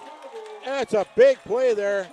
Regardless, number 84 comes out with the ball. But here comes the replay, Terry, right here. Let's get an eyeball view on this. Nice camera work by Terry T.J. Johnson. And there's Costner throwing the pass and intercepted. It was actually intercepted by number 20 for the Northwestern Tigers. Matt Lindsay. Matt Lindsay comes up huge. And with 4:36 to go, Terry, I think right here this could be the drive of the football game. Yeah, it's going to have to be because 6-all right now in this heart of the North action, home opener. Tigers with the can-do, and Jared Anthel's back in there at quarterback right now, Joel. Yeah, they're spreading things out. They got Hunter Weezy wide to the right, along with number 81, and that is Tyler Little. Nick Johnson there in the wingback type slot receiver. And he throws a quick slant, and Tipped it's at the blocked. line. Nice defense by number 64. And let's get a replay on the big mitts of number 64 for the Bloomer Blackhawks. That was a good idea. Nick Johnson was just kind of floated out into the flat, but watch Dockel on the end here. Is that who got it? Yeah, he just did. swatted it down. Jumped up and knocked her down. Tell you, Dockel probably has big hands, but I tell you, he's also playing with big heart out there. Stop the clock. 6'2", 237, and only a sophomore. Yeah, it's going to be a false start. That'll back up the Tigers half that instance, Terry. Well, let's see. It's at the 5 yards, so it'll be second down and 15 from, put it about the 8-yard line. And that's a big penalty when you're down at that end of the field, Joel. 83 yards and penalty for the Northwestern Tigers tonight. The mistakes keep happening. We got Matt Lindsay in the slot. Looks like, can't see who's on this outside, but back to pass. There's a pass. Oh, they got a receiver. It's number 81. He's at the 40, the 50, the 40, 30, 20, 10, 5. Touchdown, Northwestern Tigers. Northwestern pulls out a big pass play. 4:19 on the clock. And there it is. He just caught it. He just threw it up there, and with a fly pattern straight down the field. And there you go, Terry. The ball. Boy, I forgot where the ball was at. And you know what? It was at about the 8-yard line, so that's a 92-yard reception for a touchdown with 4:19 on the clock. And this is a big play right here, the extra point right now. Absolutely. And, so 4:19 on the clock. What are the Tigers going to do? I don't know, but there's no Nate Pearson out there. Jared Antle looking for him. It looks like they're going to have to go for two. They might have to burn a timeout because Antle looks confused. He's trying to put the shoe on. He's saying, "Hurry up!" And they're gonna kick it. So no, Jared Holder blocked, and that kick is going to be. That's a big point right there. Absolutely, because now if the Blackhawks score, Terry, they have an extra point, and this game, all intents and purposes, could be over. But what a phenomenal play, throwing that ball up to the very speedy, very athletic Tyler Little. And the thing I like about the offense this year for the Tigers is they're willing to pass the ball, and they're having some success with it. That was a great pass. Hit him in stride, and Tyler just took it to the house. 92 yards, Joel. Can you remember last time we saw a 92-yard touchdown pass? I can't. I can't ever. I can't honestly say that I've ever seen one at Northwestern in all the years I've been here. That is a phenomenal phenomenal. And this is a big kick here now. The last time I remember a lot of passing, I think it was Pete Lawton's first year. But preceding that, even when the coach, from now at Superior, DeMeyer, Bobby D. Yeah, the only other, the 1988 team with Daryl Calder's son, I can't think of Calder. He was a quarterback, and you know what? They passed as well. That was Jeff Calder. Well, Jeff he had Calder. some weapons. He had Brad Luster. He had Mickey Graff. Yeah, and, Mickey Graff was out there, and then on top of that, you had Jeff Antela catching passes as well, and Eric Trott and Shane Sedin. Trouser. And even Scott Janigo was there. Yeah. So there was not Scott Janigo, but it was Todd Janigo. Yeah, Todd, yeah. So Todd Todd's would working be up at happy. Superior right now. And there's the kickoff, Terry, and it's a high end-over-ender, and it's going to be received at about the 14-yard line. And coming out of it is number 13, and he's trying to scoot through the defense, and he's tackled by Jamison Flug, who's come up big in the second half. You know what? That was a great kick. Got it deep. Was it at the 10-yard line where he caught the ball? That's about where he's been kicking it. Isaiah Manin, he's a 5'11", 151-pound junior with a return from the 12-yard line all the way out to the their own 29-yard line. So that was a return of 17 yards for Manin. 12-6 Tigers up with 4:14 on the clock. That's the Tigers' friend right there. Well, Terry, the other thing that's been the positive for the Blackhawks as they take over on this possession is that their line has been winning. Back to pass is Costner. Costner with a jump pass. He gets to the number 12, and he fumbles the ball into the hands of number 28. Unbelievable. Connor Let's have Johnson. a replay because I wonder if his knees were down. Let's have a replay on this right now. And they're going to confer. We're waiting to see. And there's the catch. And, yeah, it was out before his knees hit, Terry. And they're going to have to We give the can ball give to them the the replay, Tigers. Joel, if we need to. That's Tiger ball is what Yeah. they're saying. And it was, and we had the replay to prove it. Terry, we did get an update. One of the scores on the Honor to the North Conference, 58 for Ladysmith, 6 for the Barron Golden Bears. Wow. Ladysmith must have one heck of a game going right there tonight. So Tigers, that was a holding penalty declined, of course. So with 4:07 on the clock, Terry, the Tigers can put this for away. all those that maybe thought it was a homework call, these officials aren't from the Northwestern area at all. No. But you did phenomenal cam work to pick up that tackle, and that's a great play. Jared had to look for someone trying to get the outside edge. And he's finally tackled and brought down. He'll have a loss of about 3 yards on that play. A great tackle by Costner. But the key thing here is, Joel, the clock keeps ticking because he's inbounds. Make it a second down and 12 at the 37. Actually, that was Colton Decker on the tackle for loss. And Jared's going to run this clock right down towards the end of it, I'm sure. 3:40 on the clock and counting. Tigers need to get a first down, really. They certainly do. That's the first thing they got to work on. That's right. They get a first down, and the clock's in their favor. And remember, the Blackhawks have used 2 timeouts in the second half, so left with 1. There's a handoff to Pearson. Pearson knifing through, and he's going to pick up about 6 yards on that carry, Terry.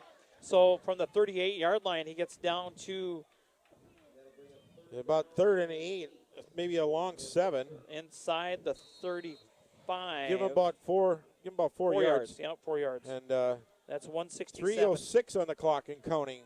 Tigers desperately need it's 4 down territory here, Joel. Absolutely. Get about 5 yards on this play. Maybe first down would be nice, but we got them split out 2 to the near side. And Nick Johnson on the far side kind of as a wing back. Pearson in the backfield. There's a pitch to Pearson, and Pearson takes it in full stride. He's got a first down, across the 20, 10, 5, touchdown, Nate Pearson. Let's say our replay on that play as Nate Pearson He just scores. takes the high pitch, takes it to the outside. You'll see it here. From There's the 38 yards out, Joel. Yep. And Pearson with a touchdown. And that's 2:41 on the clock. Can you see? That's going to put him over 200 yards, Terry. Yeah. Wow. That was a nail in the coffin, Joel. I hate to say it, but it's 2:41. Well, it's pretty tough. I got to tell you, there's good height by the quarterback for the Blackhawks, and their line has been really winning things when they're running the ball. If they go back to their bread and butter, Yeah. they got to keep an eye on it. If they can get a touchdown here and an onside kick, this could really change things. Don't count Bloomer out. Yeah, you're right. You're right. Because we've seen lots of stuff happen And the ball bounces. It is odd shape. You are correct, Joel. So Pearson back there to try it. It's blocked again. But no, it's right through went the uprights here. Yeah. There was no blockage. Oh, it looked like it. And makes it 19-6. So that's big at 2:41. Let's take a break on the iFan Sports Network. Let's take a break.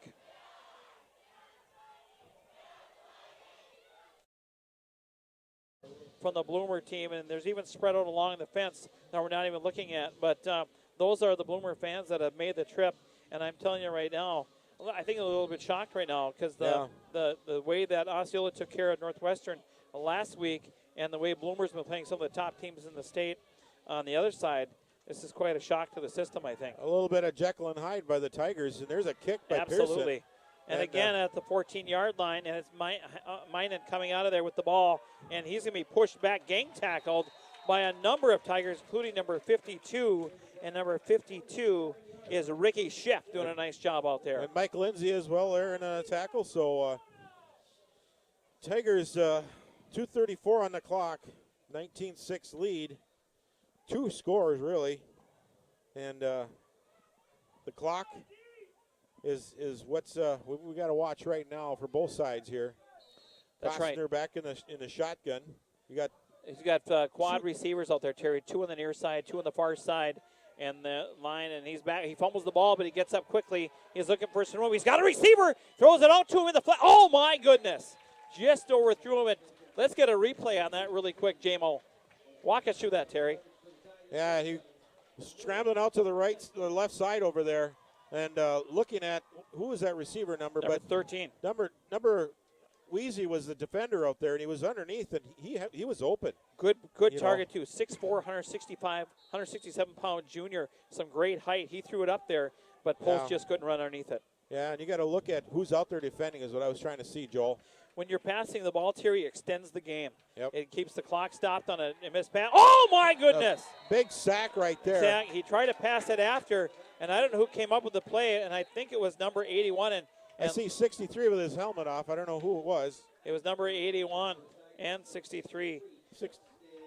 Justin Little comes up big on that play. We have a replay on that, Jemmel? That's a big plays we're replaying, bro. 2:18 on the clock. You make it a second down and about 17 at the – no, I'm sorry, about 16. Clock starts rolling again, Terry, 2:16. Third down. And Tiger defensive backs now back watching that first down yardage. And if he had to look for the ball, Mike Lindsay would have had an interception. I tell you, number 81, Tyler Little, has come up big defensively. He just shot in there trying to create havoc, and he certainly did.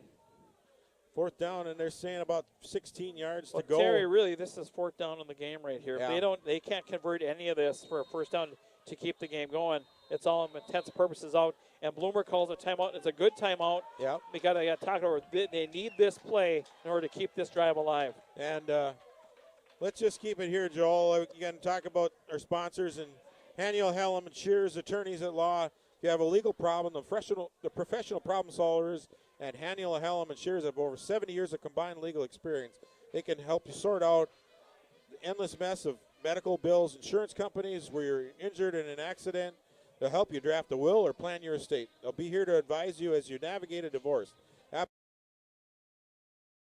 They put their heads down, put their ears back, and they just charged in. And it was Tyler Little. It's the little show out there. And those guys aren't little at all, by the way. No, they're not. 6'4", 185-pound Tyler, and number 63 is 6'2", 220-pound So Justin. With a minute 59, Tigers just need to get one first down, Joel, and I think they can run this clock right out. You know, some of the things that the folk were talking about was, we're looking at maybe a bad season for the Tigers, but this is a huge win, a conference win for the Northwestern Tigers. You know, they were down last week after what happened with Osceola. And I saw some of the players after the game, and I said, hey, start it all over right now. And I told Nate Pearson, I said, you're captain, buddy. Take it in your hands, and he did. And the coach is Nick Johnson, the captain. I'm glad you talked to him because it looks like it's changed their mind. Well, they did it. No, I didn't do anything. I just convinced them, hey, it's your game. You guys can do this. You know, they have to. They did it on the field tonight. They certainly did. You know, it's like I used to do with the Little League kids. We're down all the time, and hey, let's start a game all over, and we're in the halfway through, and we're down 20 runs. We outscored the team in the last 3 innings, so that's little victories you got to take, and Tigers are certainly looking at a big one here tonight. Terry, I'm picking up what you're putting down, and I like it. You know, and so they're going to continue to run this clock down. It's 1:26 right now, and I think they got to do one more snap after this. Well, I got to tell you, Warren Little's got to be proud of his son, how well he played down the stretch here in the fourth quarter. He played outstanding, number 63, defensively. And hats off, but not just them, but the line, Timmy Schultz, Luca Cockerham, and Kopp out there did a nice job. Andrew Hansen stepping in there. Steve Marcon doing a nice job out there as well. Yeah, some big plays there by some of the other guys there. Nick Johnson had big, nice catch. And, of course, Tyler Litter, who can forget that 92-yard run? Yeah, Tyler catch and run. Yeah. Tyler Ronnie, you talked about him, your neighbor's boy. Yep. And Reilley Luoma. Yeah, Reilley Luoma. Nate Pearson here. They're going to have to run one more play, and then they'll have to stop the clock for just one play, I believe. Well, Terry, I got to tell you really quick, if you would have told me before this game started any time this week that the Northwestern Tigers are going to win by 2 touchdowns on Blackhawks, I would have said that, I would have said no way. Yeah. And I tell you right now, they showed a lot of grit today, especially after it was really a beating they took last week here at their home field. Absolutely. And they came back and they showed that they've got the mettle to continue to keep up.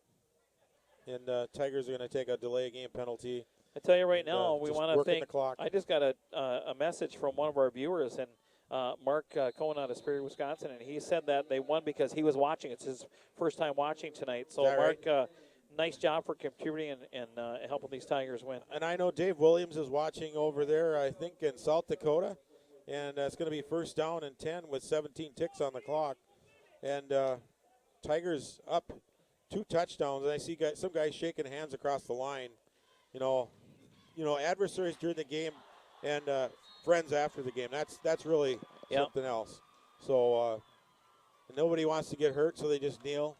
Yeah, and, Blackhawks doing a classy thing, just taking a knee there. But I got to tell you really quick, Terry, it's early on the season for us. Yeah. We're 3 games in. We got to remember that we don't have Dave around here at Sam, and they always have the scoreboard right up there with the extra camera. Yeah. And so for those folks that are tuning in tonight, apologize for not talking about the score as often as we should have, and that's my fault. So I thought we had the score on there. Sorry, Joel. And that's a final right now. Northwestern 19, Bloomer Blackhawks 16 in that big 92-yard touchdown run. Let's run a few commercials, and we'll be back here to wrap it up here on the iFan Sports Network. Holy crap. I would have never thought.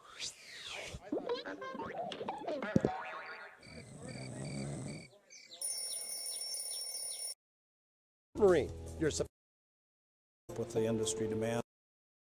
Limited, if they can make us look good, Joel, they can make anybody look good. Check them out at shirtsunlimitedonline.com. Midwest Insurance, Dan Conrad. Peace of mind is what Dan offers. 392-3211. Poplar Hardware, Hank. We say at iFan, if they don't have it, you probably don't need it. And, of course, National Bank of Commerce serving the area since 1934. Superior, Poplar, Solon, Duluth, and Hermantown. Holden Insurance and Erie Insurance since 1931 with Holden Insurance. They teamed up with Erie Insurance.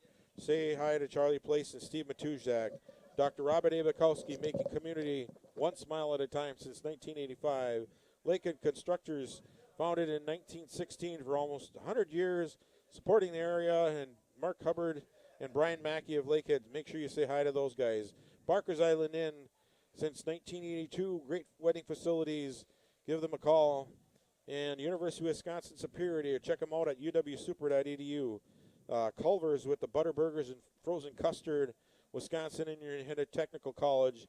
Your future starts tomorrow at witc.edu. Camus Oil and Tire, make sure you say hi to John over there and from the iFan crew. Superior Animal Hospital Suites. Their goal is to deliver the highest quality veterinary services in a compassionate environment. Dr. Bob McClellan, thank him for supporting the iFan Sports Network. Let's see who else we got here. mention those folks. And for them to, they win 10-7 Wow. over Hudson and move to 3-0. So and like I was saying before the game, you weren't here. I don't think Joel caught it. Hudson played number 2 Arrowhead last week. Yep. They lost to Arrowhead 35-28, and it was a close game. They actually had a 27-7 or 28-7 lead at one time in the game. So that was a, that was a big game. That shows how tough Superior is right there. I'm telling you. Yeah, and they have teams like Menominee that are year in, year out great players. They got great teams. Some of their teams out of that conference, so you got Chippewa Falls, and that's a team that's going to pass quite a bit. You've got River Falls, Rice Lake, Eau Claire North, Eau Claire Memorial. So some pretty good teams. Yeah. It's just you talk about longtime 27-year coach Joe Laboda. Down there at Menominee. Excuse me, Terry. I can't say the word Menominee. So did you get some stats there at all, Joe? Yeah. Well, I'm talking about Menominee right now. Okay. All right. And they haven't seen it this good. I mean, there's some quality teams. They won their first Big Rivers Conference title last season, and is 36-48 since joining the league. That's how tough this league is in 2002. I mean, just recently the Spartans are having some success. Yeah, Menominee right now is ranked 3rd in Division 2. What was Hudson ranked before this game? Hudson was ranked number 10. And he finishes with unofficially 155 yards. So we got the breaks at the. Yep. And it's good to see with the engineering of tonight's game. I want to thank Sam Williams for coming out here for football. Yeah, I'm